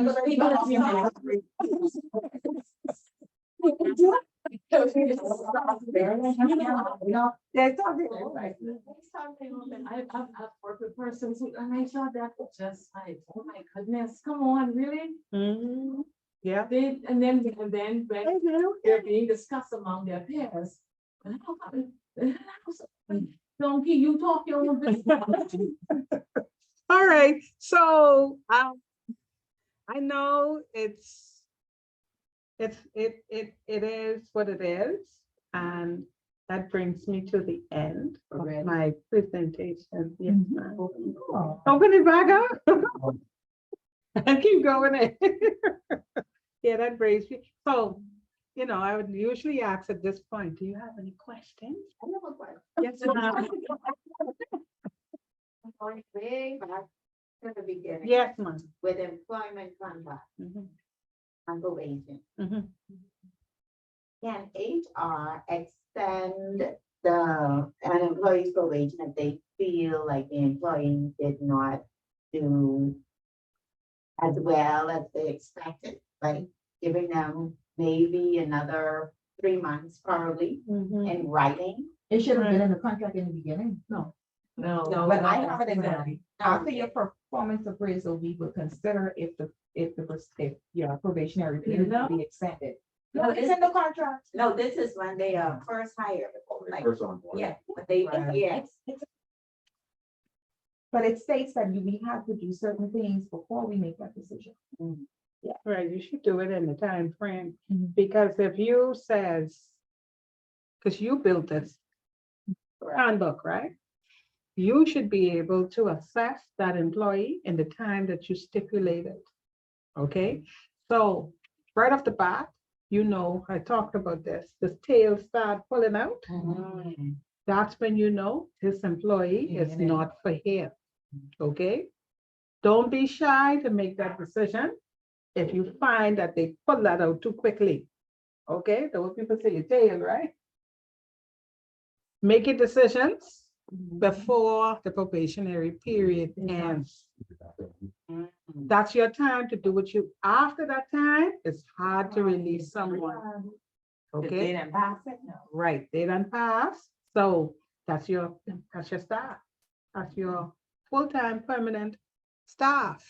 And then it goes to 3 strikes, and then you're out. Okay, but for that probationary period, Even you can You do- nip it in the within that beginning. window. You, right, you have that window to don't do, extend it. I Like, for wouldn't. some reason. I'm sorry, I got a button, sorry. You have some very strange situations that happen to individuals. Let's say unexpected death, okay? Sickness, accidents, Mhm. whatever Mhm. person.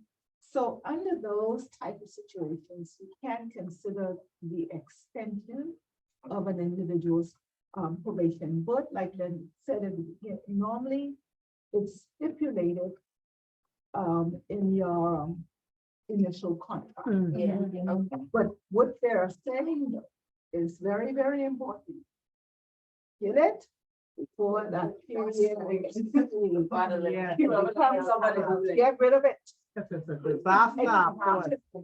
I think No, it's if you get scenario. 6 months, and you see by the 4th month, that ain't working out, Mhm. get rid of it, Yes. get rid of it. Don't hold on. So basically, don't wait until your probation is up to No, your review, no. because I know usually after probation, Then- some persons, some employers, sorry, would do a review and say, well, okay. See, Before it's completed, it should be done. before- Linda, you're supposed to be done. I don't want to speak on your mouth. No, come up in here. But she's saying a very important point. She said a very important, it should be done before the review, before that 6-month period. It's completed. Expires, It's too difficult to release people to their destination after No, that time. I understand. and Yeah. I appreciate what you're telling me, but what I was saying, in my head, I was thinking, okay, I have 3 months probation. My probation ends, Monday, right? So now here it is, I'm gonna have a performance review today. And they're gonna say, me, okay, your probation is such and such a time. You decided, well, you don't want you're not working out. Is that too close to? That's unkind. Yeah. Okay. That's Wait, very that was- important. Yeah, that's unkind. Yeah. Yeah, you Right, should have you let should them know. I mean, it's a two-way thing, sometimes Yeah. you always think it's employee, employer. The employee can make that decision as well. Yeah. Our company. Because some people decide, what, this is working. Yeah. Right, and they part ways. Yeah. Why it's important is another situation right now. I have an employee who has been disgruntled with his manager, used to speak to his manager with with the problems he had with the company and experiences, all that different stuff. The manager never brought that to HR. They never, I had no recollection of, I had no record of anything. So the manager went about himself, did the performance appraisals, give good reviews, do all this stuff. And right after the employee's probationary period, he doesn't speak to the manager, he sends HR a letter stating his grievances, stating all these things he felt needed to fix and what the company should have done and how he should be treated and blah, blah, blah, blah, blah, blah, blah. And stated that, okay, he did bring these to the manager's attention, that nothing was changed. He got his appraisal and his appraisal was flying colors, no issues, good employee. He's on work. He talked about all the good things his manager stated, do all this different stuff, and now he's leaving the company. This what he feels the company should just blah, blah, blah, blah, blah, blah, blah. So now HR is upset. Okay, because you as a manager, you had an employee who came to you, speak to you, and this all this different stuff, and there's no record of it. You didn't try to, speak with Ms. Forbes.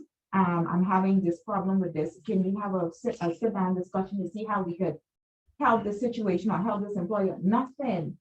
But let me tell you what cost this employee. He was within his rights. Because I have my connect at the labor board. I make sure I dot my I's and cross my T's.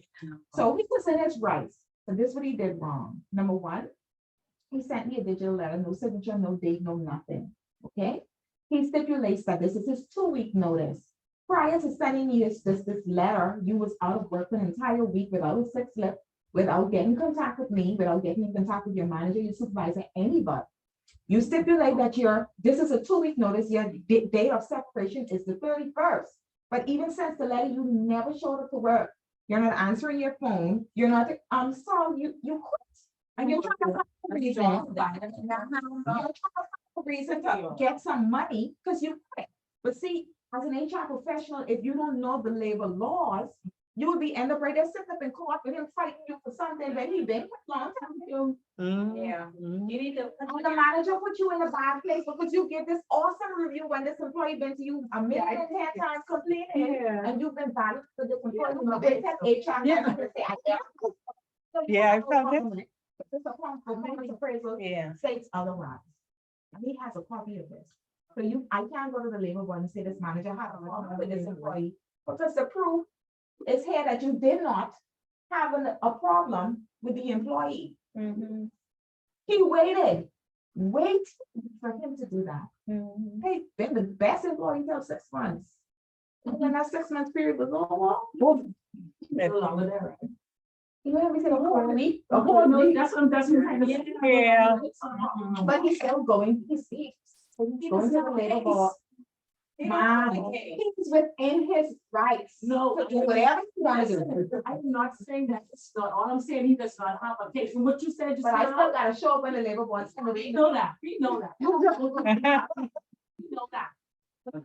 You just press your head over because he does not have a case. No, I'm just saying that if it was done the correct way, these managers stop sugarcoating and being.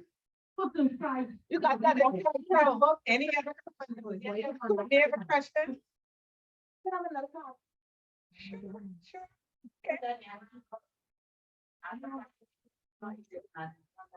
It's 3 days, how long? I have a question for Ms. Just to conclude the session, I have a question here for Ms. Woods. Sorry, part of those things. We have been talking about HR as I felt that as I probably better get this as well, as a strategic partner.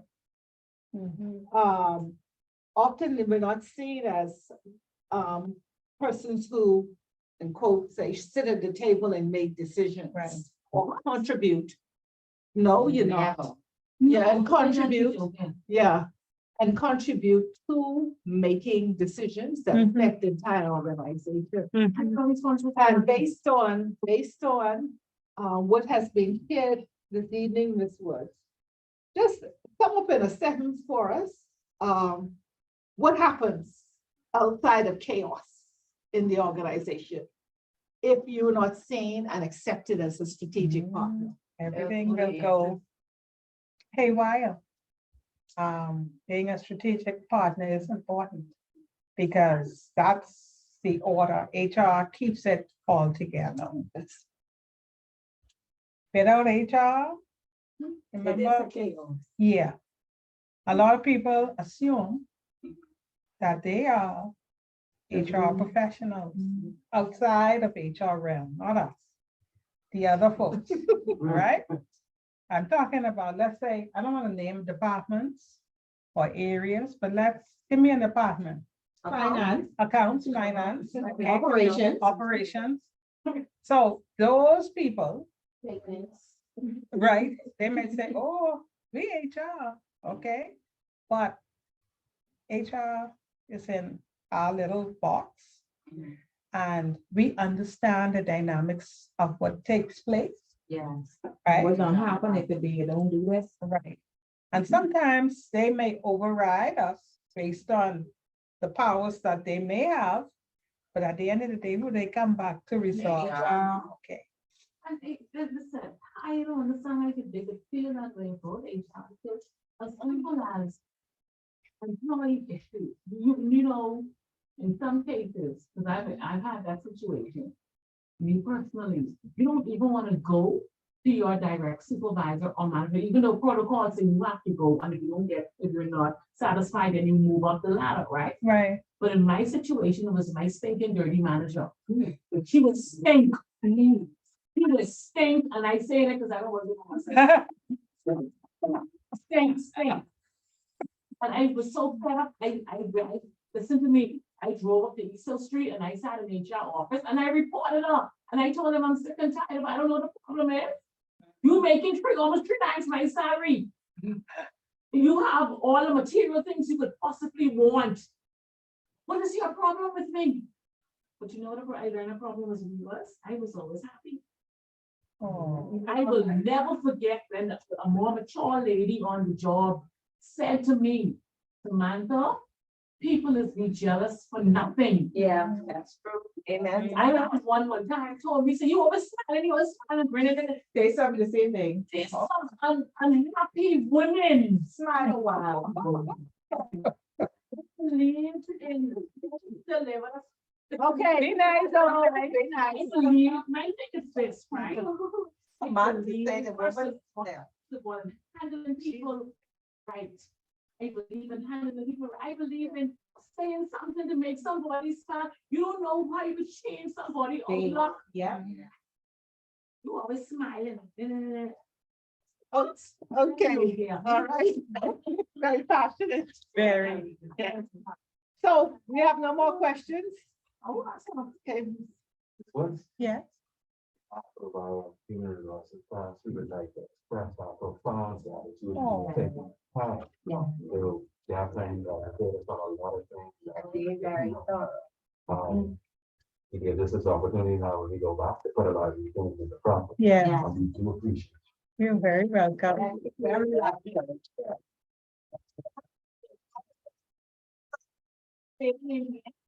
hasty. Oh, hey, see, I asked because you look like some relatives from out, with like certain cousin, relatives of ours from Cat Island. That's Oh, yeah, my family is, my mother was born in Long Island oh. Good thing and for my her. daddy, and my daddy was born in Acklands. Now, wait a minute, there we go. Auckland, Okay. down there. Yeah. What do you know? Okay. Hi. I did ask our 2 online participants. You have any questions? They could hear you, but she said the issue is, for some reason, we can't hear them. They don't know what's going on. She messaged me, she said they're speaking, like when you talk to them, they're speaking, but in others, we can't hear them. So they don't know what's going on. Oh, So they can hear you, okay, but we can't hear them. can't hear them. Okay. I don't know quite what happened, why they changed it. Something must have gone wrong. So Pompey Bay, Hannah Hasty and Time. Oh, that's right, you didn't say, see, Yes, oh. ma'am. Pompey Bay. Yes, ma'am. There we go. Yes, ma'am. you're taking care. All right. Yeah. Awesome. Yes. Okay, okay, very good. Okay, God bless. Thank you. That's a long word. We don't have much time. See, she said she hear you, but, you can't hear them. Okay, I don't know, I apologize, but I don't know quite what's going on. But we will have to address it with McGildo's. If we're gonna have online, we have to make sure we get it right. Okay, so I think the discussion and what was presented this evening gave a little more clarity to the importance of the administrative role of the HR department and HR professionals, and we have a lot of challenges. A lot of challenges because people just don't realize that it begins and it ends with HR. And one of the things on page 2, I think it was it page 2? I asked you right when it talked about relationship.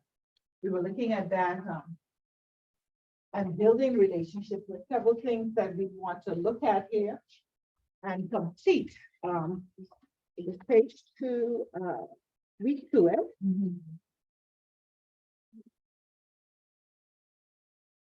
I want to talk about Simon as soon as he comes back to get some clarity and also what we're gonna do over the next 2 weeks, what you have to do to complete, because we're nearly halfway. I can't believe it. Okay, so I was asking you when I went to get Mrs. Carroll, was to look at page 2, where it talks about reviewing the relationships of your managers and the relationship description. Now, we've had Samantha has given a very passionate explanation. Then you also give constantly the challenges that you have with relationships and management, some of the managers.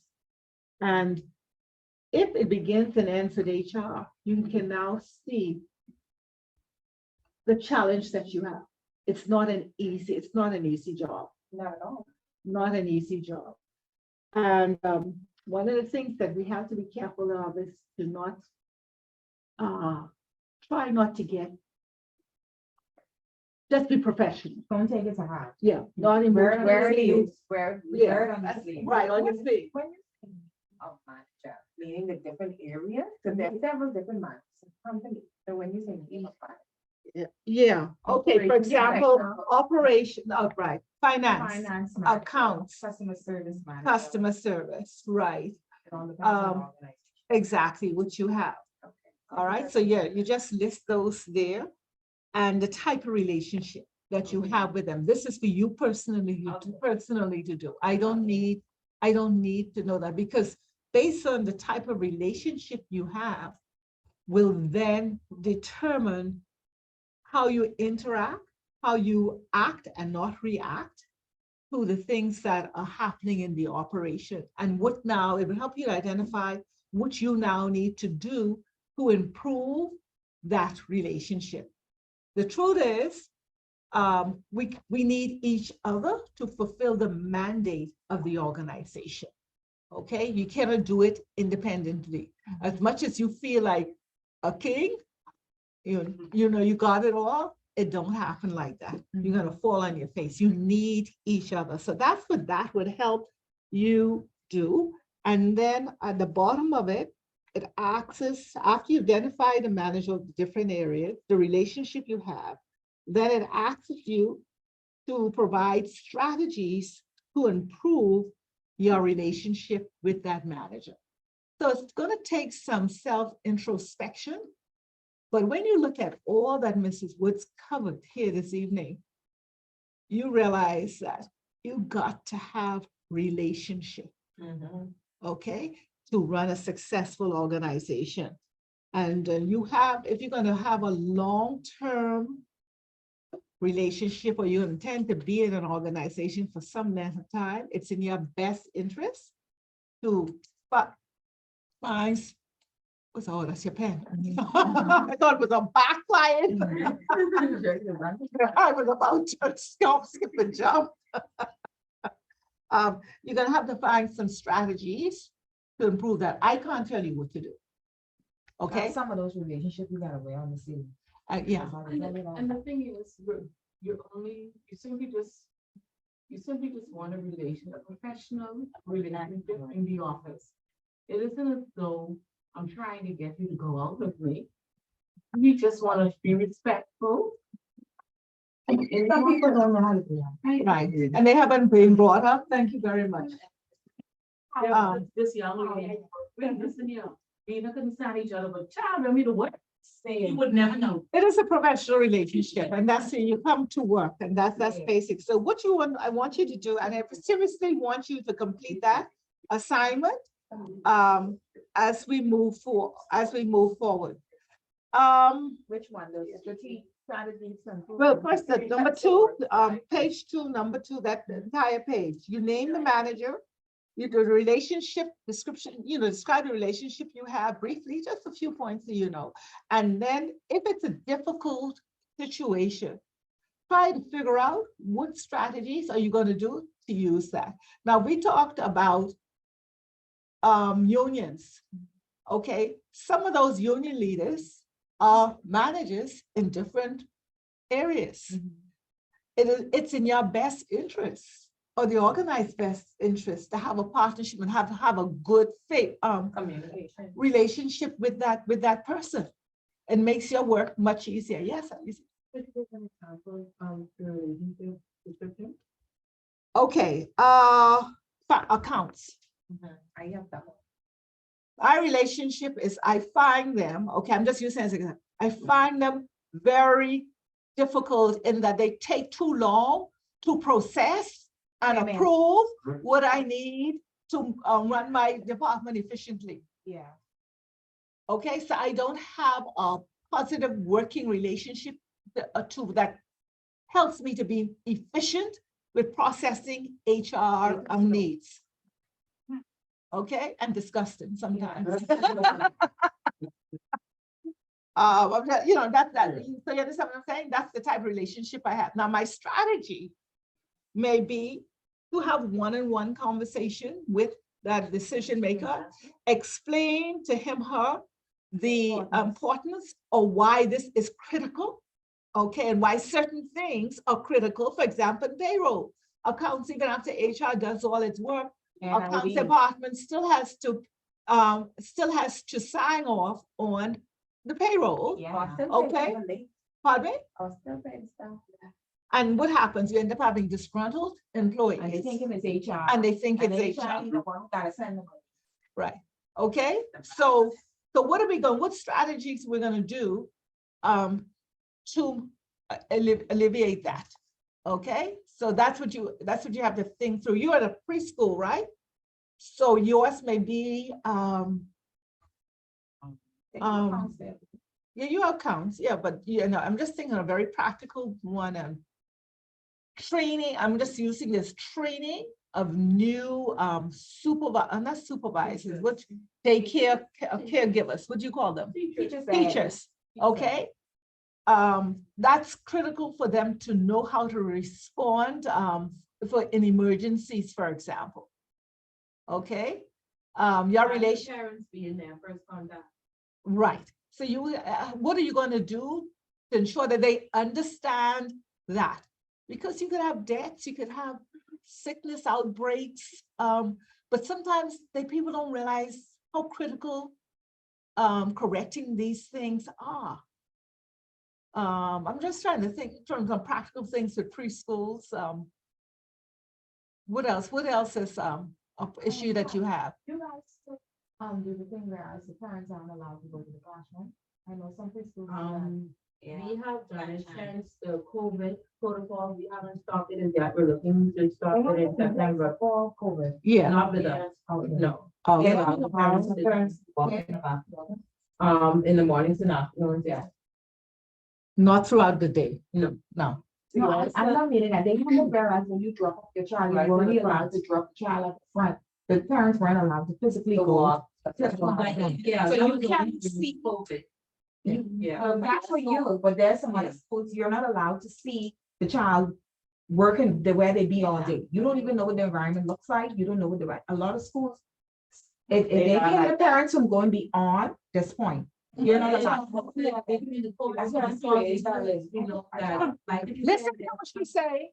even while we're still in the COVID protocol, because like you said, you would want to know where your child is at. We have open house where the parents come in before school opens, they bring the child, they meet with the teacher and all of that. Most kids, nobody being there, nobody been up in there on the. No, I don't. Knowing having worked on the preschool board, I don't support what she is saying. No. It's one minute, it's risky as well. It's very risky. You have people, you may not think it happens, they come and what you call it, kidnap children. You can go, infant can die very quickly through simple actions. Adults carry this, not only children bring disease, some adults carry diseases. It's all for protection and it's a game, it's a law. I had a bad experience and that's why I'm passionate about it. Call it mother instincts. I was just at home one day, I dropped my son off to school, I wasn't allowed to do all that stuff. And just something just keep telling me, go to the school, go to the school, go to the school.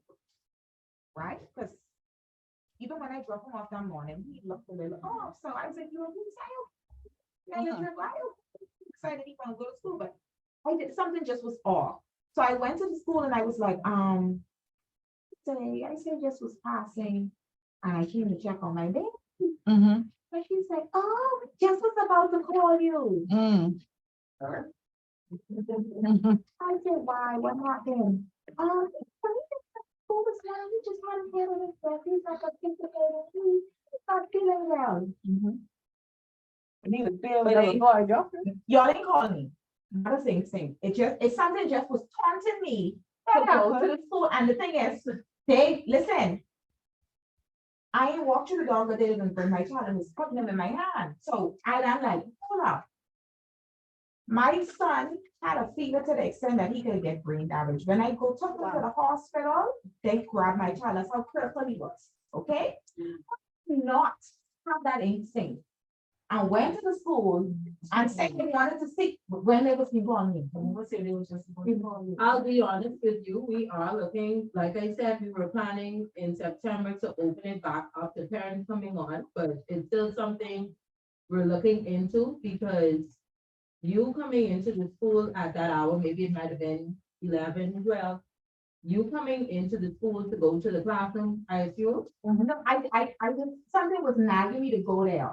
I didn't go into the classroom. I saw. No, but I'm saying you had a problem with not being able to go in, correct? Okay, Or you may drop off time. They said to you, out front, because they let you know, if they said, oh, he's okay, he's so bad, then you were gonna come. No. You still would want to try it. So you had a problem with them bringing the child to you rather than you What my going to issue see was them? with this school was this. This is a private school. They're not like the government school when they say, okay, your child, Yeah, so- you know what your child, yeah.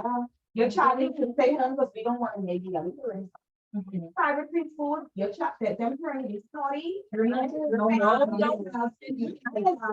Wait, One minute. Wait. No. Okay, let's change this subject for now. The little two, yeah. Let's concentrate. You can have a conversation. You can come have a conversation with her. Yeah, but the point I was gonna make to you with Go ahead. you going in at the different hours, it might have been a distraction to that. It's a long time. I'm trying to find. So the parent will say a child took from class and stay on the field and attended. No. You remember when they said that? I put people that they, yeah, the first, I know. People will come out to the. You know, you pay for the fight. I am just trying to find your assignment.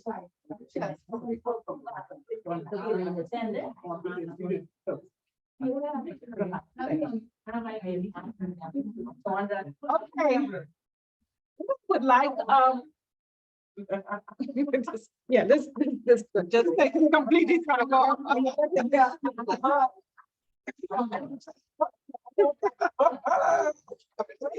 don't know what it is. Somebody picked it. I must have picked up the assignments.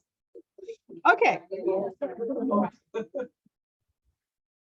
Let's go to, I want to go to week 3. Just, yeah, because we don't have time to go through these exercises. I hope you're reading your books for me, please.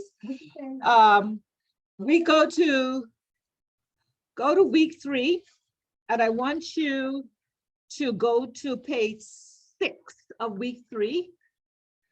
Everyone got that because it's how the book is numbered, okay? Everyone got it, page 6? It says week 3. Identifying and Page- analyzing the impact of organizational environment. Is that to the top? Yes, ma'am. Okay, learn to formulate and design policies and set HR team objectives. Okay, that's at the very top, which, okay, organizational cultures encompasses values and behaviors that contribute to the unique social and psychological environment of a business. Culture shapes the organizational environment. This is where relationships come in once again. If we go, I don't want to discuss it, I want to do this very quickly, just individually for a few minutes. How would you describe your organization's culture? What are its core values and how does the core values impact the work environment? So on the left side is asking you, and you've done some of this before. We talked about this when you selected one of the core values. Remember, we selected one of those, okay, which was part of your assignment, and you made some recommendations. Just very quickly list there for me your core values. This ties into what's going to be your assignment in a few minutes.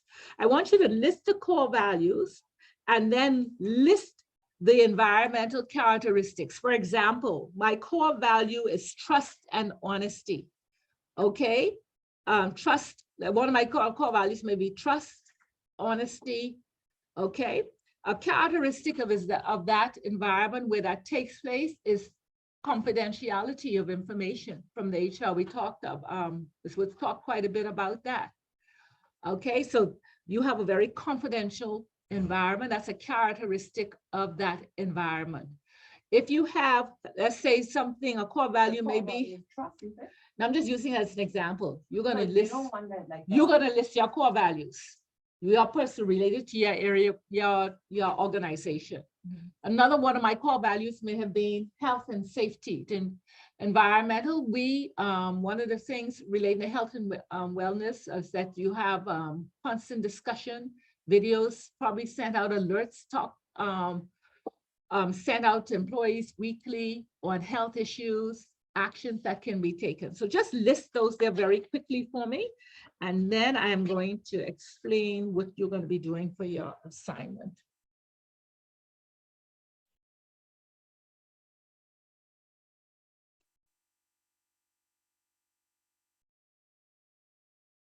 Can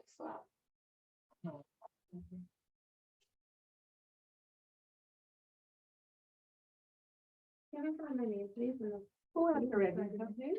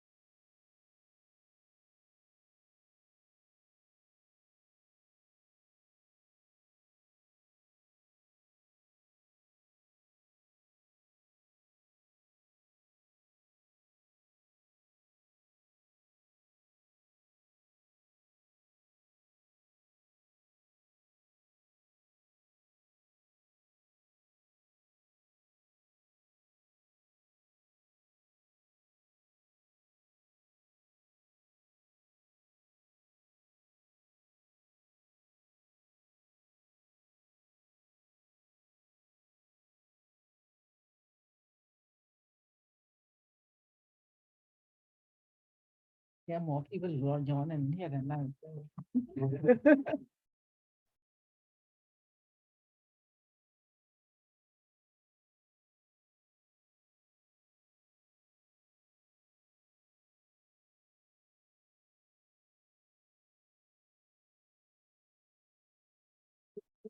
Right now, we're gonna discuss it. Yeah, yeah, it's gonna tie into what I'm gonna give you as an assignment in a minute. Yeah. I'm not collecting it. Alright, understandable. I mean, and in order to do me enough time.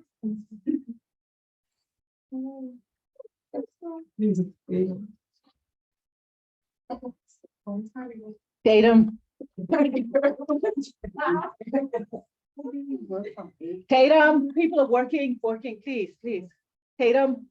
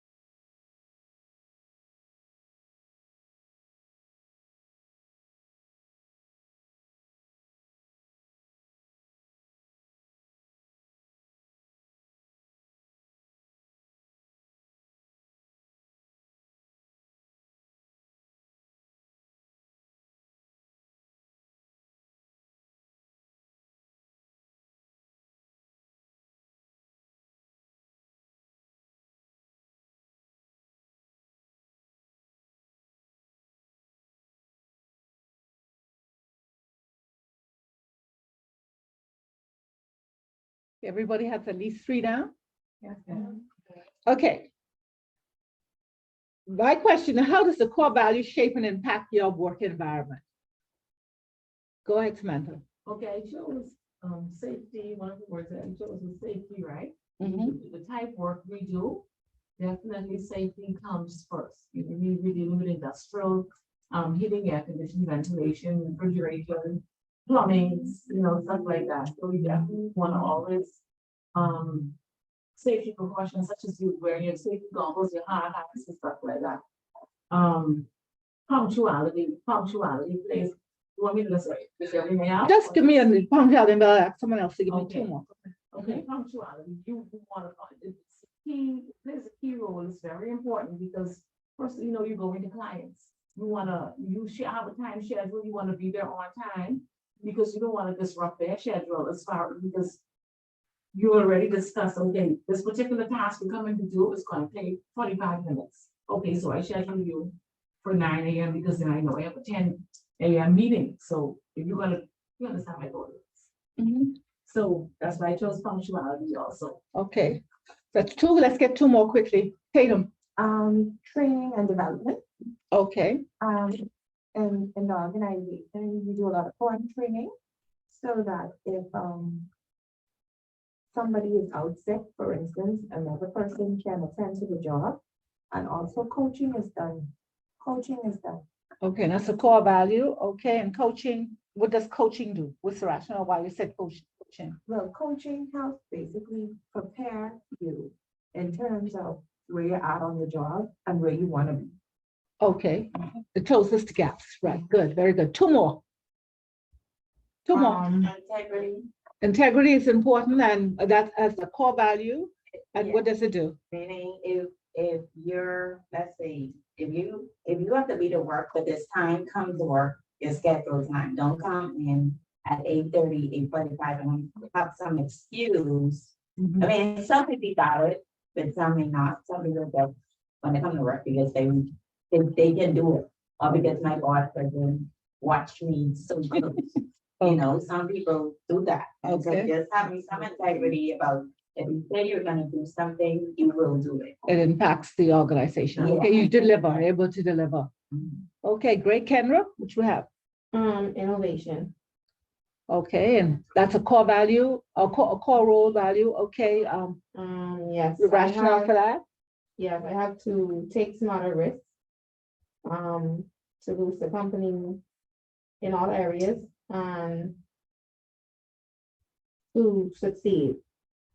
Okay, spot a risk, innovation, yeah, to succeed and bring excitement also into the organization, and you're able to tap into, I guess, potential that's not even being discovered or identified. Okay, great. Denise, what you have? I have integrity with being honest and transparent. We deal with a lot of customers in our work. So one of the core values is to have integrity. Right, and it supports what Noel said earlier, and integrity as well. Okay, anyone else have any more? I have accountability. Okay, accountability? I have that. Okay, both of you have accountability. What's the rationale for it? Stop stealing people now. Okay, right. Even if you have to go sit up in the labor department all day. Okay, and leave it. Go ahead, that's a joke. Okay, respect. I work in an environment with all women, some younger than some being there longer in the teaching field longer than some, and so it's easy to lose respect when they're talking with their peers. Okay, And so, yeah. yeah, you can very easily. Okay, anyone else? I have that too. Okay. Okay, so, these are core values that impact the work environment, okay? And how you work and how every individual performs in the organization. And remember, it all culminates and comes together as a team effort, although they are different. Basically, what I'm trying to show you is that everything depends on another core value. So, and it helps to shape the whole work culture of the organization or the company that you're working for. Now, if you turn to page 8, and page 8 talks about characteristics of a high performance culture. Let's see if I can find that. This book is labeled so peculiar. Yeah, and week 3, I think it's too far. Week 3A.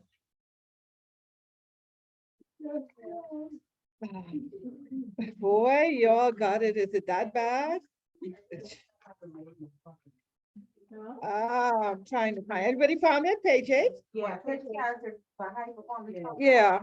Okay. That one. Why can't I find it tonight? You're probably in the wrong week. Week 4. I'm in week 3. Maybe. Yeah, well, why? It's just amazing, yeah. And I didn't know, you brought it to me, my attention last week. But basically talking about, I want to review the 6 characteristics of a high performance culture.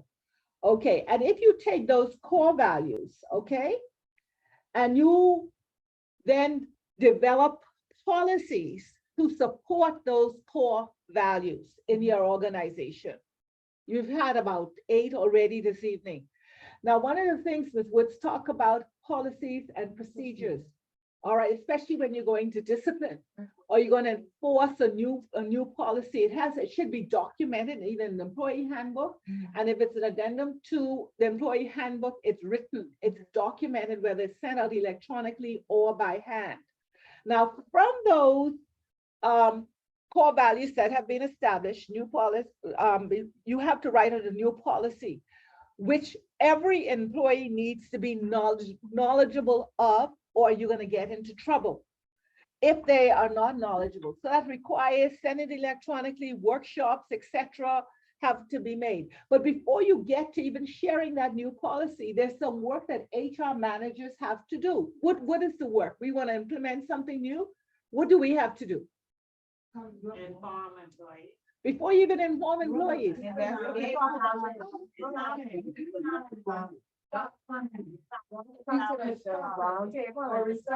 Research, plan, document, tweak.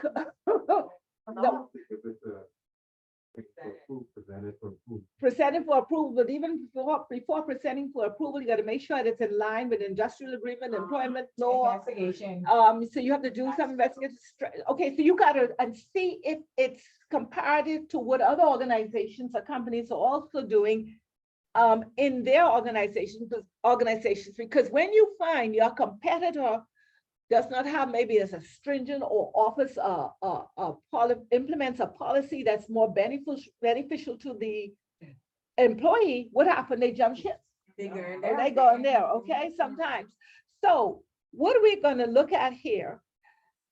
What are the characteristics of a high-performing work culture? And what we're going to do is to design a usable policy to improve the quality of recruitment and selection of talent. So this is what the policy we're going to get into working on. We want to look at designing a usable policy to improve the quality of recruitment and selection of talent. Now, page 9, it's okay, you have a little description of it, okay, page 9. But, okay, but listen now, this is what you're gonna have to do. Think about some of the information that Mrs. Wood spoke to you about as it relates to recruitment, hiring of employees. What needed to be in place or needs to be in place when you select employees, when you interview the employees, when you onboard the employees. What type of policies do you want to have in place to ensure that everything is done properly? Now, this is going to be in the form of an HR, a project, okay? In teams, we're gonna do this. And I want you to set your HR team objectives. Then you're going to develop policies to support those objectives. Okay, so if we're gonna look at recruitment and selecting the best fit, the best talent for the organization, I want you to research and look at what are the objectives you're going to list to ensure that that happens. And then when you have formalized those objectives, you're going to develop policies to support the objectives that you have set. Everyone got me? No. So this is a. Shift conversation, designing the HR policy, and then after that, we're gonna go. You're designing the objective, okay? Sorry. And then you're going to formulate policies. That support the objective. Right, Oh. right. Everyone got me now? That's the assignment, and you're gonna do that in teams. We're gonna set, because you're gonna have, you tell me. I just being funny. You're gonna work together as you did, okay? In threes, and I'm gonna just give you 1, 2, 3, okay? Are we doing this here tonight? No, this is your assignment. Listen to me. This is your assignment. This is the group project that we talked about. That is Great. part of Great. your grade. Okay. Okay, 20 points, I think, if I remember. When is it due? Next slide. No, it's not.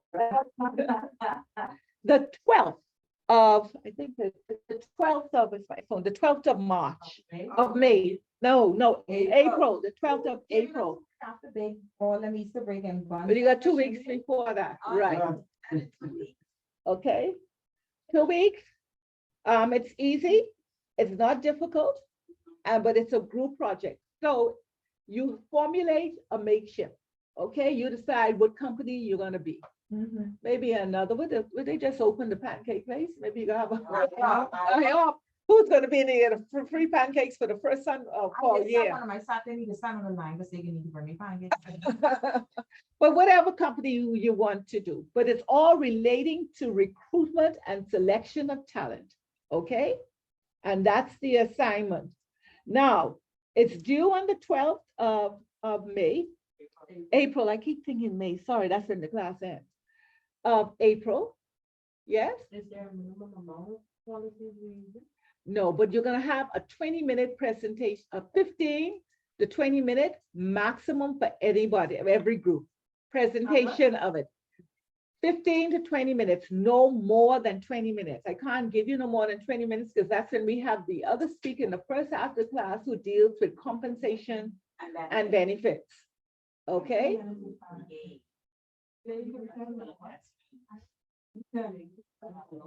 Recruitment and selection of talent. It means you're doing some research. Do not take it lightly. Yes? So our objectives that we're Listen to the questions, Ari. Sorry. Our objectives that we're about to create for our new company is in reference to recruitment and hiring. Right. And you're setting objectives, and then from those objectives, you're developing policies. So if you decide you're gonna have 5 objectives, 5 core values that, really around your core values, okay? You remember your objectives should relate to your core values. Everyone got that?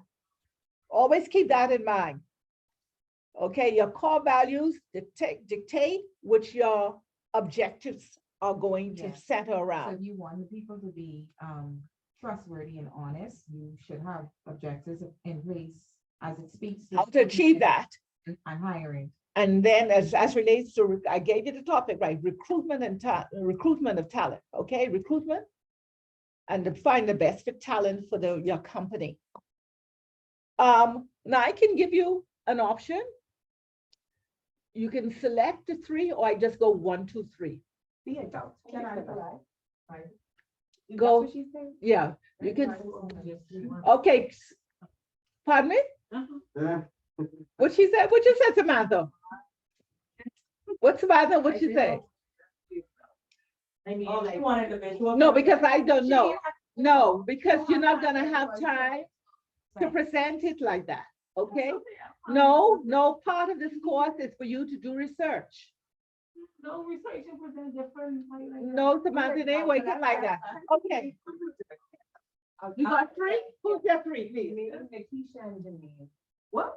Me, Nikisha and Janine. That's 4. You're asking for 3. Three, myself, me, Nikisha and Janine. You know, the 1, 2, 3? Excuse me? Okay. I say me, Nikisha and Janine. Yeah. Okay. Who's that? Myself, Kendra and Denise. Okay. Denise. Myself, Kendra. Denise? Molly, You finished and you're going on. Who you got 3? What's the lady name? Who's the tail? Abigail. So me, Abigail and Bodie. Okay, this is guys, okay, Bodie from. Abigail Santino. I guess me, Molly and Samantha then. You, I took the figure out. you, Wally and Samantha? Okay, you 3? And you're, Who's going that? No, he's gonna join that. Join your team. Okay, who's another girl? Yeah. Anastasia. Anastasia, we will assign Anastasia to, a team. Okay? And she's not here, who else? But Denise is on the team. And I got Abigail. Okay? that's how. Yeah. Learn how to work and formulate a team to do research. Now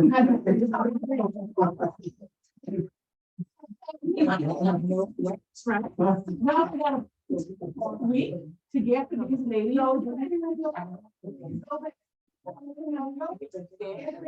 are not gonna be the next. Trust me. Right? Your life is just, trust me, you gotta get started that in the team and, okay, that's part of the evaluation of the plan. What you want me to do, I will get information. No, the team, nobody's looking. You Who's the team leader? Me? You gonna be the team leader? Did, Denise, you the team leader? Denise, okay, you're the team leader? You the team leader? Okay. You all, listen now, you gotta research. All right? I know some on the gallery. Right. Go back and if you like, this is advanced. Like, we can do the next and go over the fundamentals, but take the work seriously.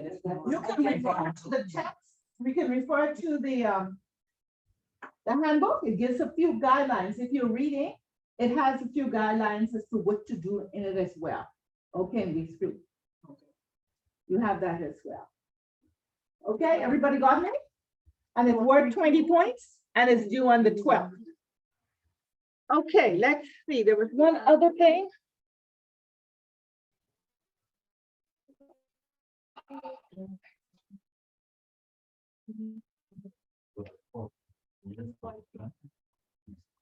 Okay. It's 4 or 3. Pardon? Can you Four person? Mhm. I may have to put it, be up one? who, Alicia? Anastasia? Who? Yeah, she's coming, she just not well. Who's Abigail don't have a, she's not, she don't have a team? Me. She's with Glenn. So I have to find someplace for, what's her name, Anastasia? Yeah. Yeah. Can you put, Molly, put Anastasia with, yeah, with you all, okay? And Bodie? So who wanna have, so therefore, Crystal, Molly, You- me. Yeah, I had to find somebody, but she's up one now. Okay? Okay, so you want to formulate and design policies to support your objectives. It's worth 20 points. It's due on April the 12th. Presentations will be made during the second half of the class, 15 to 20 minutes each, no exceptions. And I have noted that you can reference page 7 of week 4 for some guidance. Yeah, and I have one other thing for you. Your first quiz will be on April the 5th. That's next week. Yes, What's the point? and it's valued, a quiz, and it's valued 10 points. Remember? We have a lot of time. Pardon me? I like study all the wrong. It's just, I'm gonna see if I can be online, okay? Page 7. Yeah, I have, Work too, right? That's your homework page. you have homework that gives you 10, no, your homework gives you the 20 points. This is a group research, okay, that you're doing. Also, next week is the next is the homework. Yeah, that's your homework, right? And that's for the next 2 weeks, that's 2 weeks from today, which is the 12th. Okay, and then you have a short quiz next week, which is valued 10 points. I mean, it's no topic, it's on the work that we have covered. Okay, so we have homework. It's assignment next Wednesday. You have to return. No, And you take. No, listen. What did you say, reference, you say it's 7? your homework Yeah. is the project, The first. which is due on the 12th of April, which will be presented in the second half of the class. And it's valued 20 points, okay? Okay. It will require you can meet, well, however you wish to meet, but I suggest you do it electronically. That's the easiest thing, and you set a time. I could beat you, no, what we do, we just tie them up. We'll bring in the cord next week, from head to toe. Thank you. Okay, and I'm suggesting you could also reference, I'm saying to you, page 7, a week 4 for some guidance and some ideas, okay? We gotta go week 4. Oh, so reference page 7 for the project, right? Yes, Okay, week 4. And next week, when it says. just look when it's talking about objectives, yes, we'll do a quiz next week. Okay. The page 7 is the policies and procedures. Yeah, just find it in the booklet. It's I know right. that's Policies exactly- and page 7 is my, Yeah. that's my book saying page 7. It's big five. Page 7, okay. Okay, 'cause maybe page 7. I apologize. Big five. It talks a little bit about, policies and procedures. Okay? You can look at that. It gives you then also go on to page 8. You know, there's some activities there as well. So if you're reading, you'd find that some of this, is scattered throughout the book. Okay? But it's nothing, I'm not giving you anything we would not have covered. You mean for the project or the quiz? For the quiz. Don't get so tied up with these quizzes. I want you to get tied up with your project, your group project. Okay? So you have me confused now. This policy and procedure, would you say reference for page 7? This would be for the group project or the quiz? Yeah, I'm just saying to you, read that. It helps you with your group project. It give you a few things to think about for your group project. That's all I'm asking you to do. So she's saying like, with the- Right, a guide, it give you some exactly. Okay? All right, y'all got me? Yes, ma'am. All right, good night.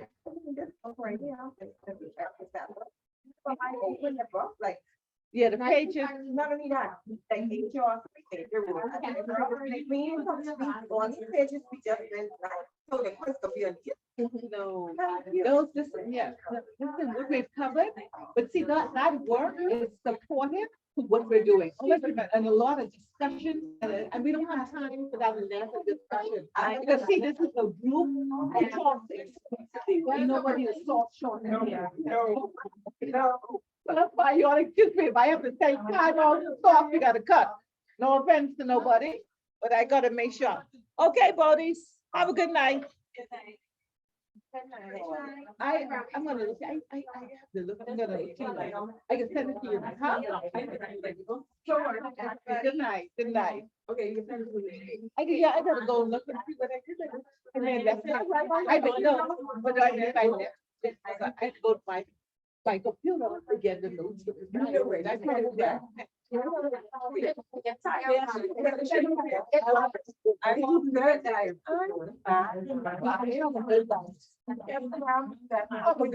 Hold on. What you gave back to us. You have to do that, right? Free mind.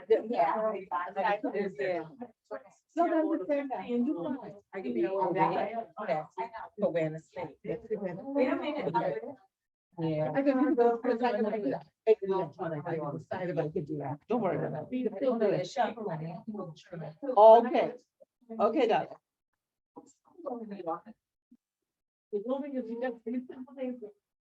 Good night, good night, good night, good night, good night. I want you to be looking at you with the stinky eye. You, what you doing? Way too long in these places, man. Yeah, what you decided to do, Molly? You didn't say. What, how does this turn off? You doing both of the courses or what? You got sorted out with what's her name? What you doing? When you say book. You did the, you was the fundamentals and meaning for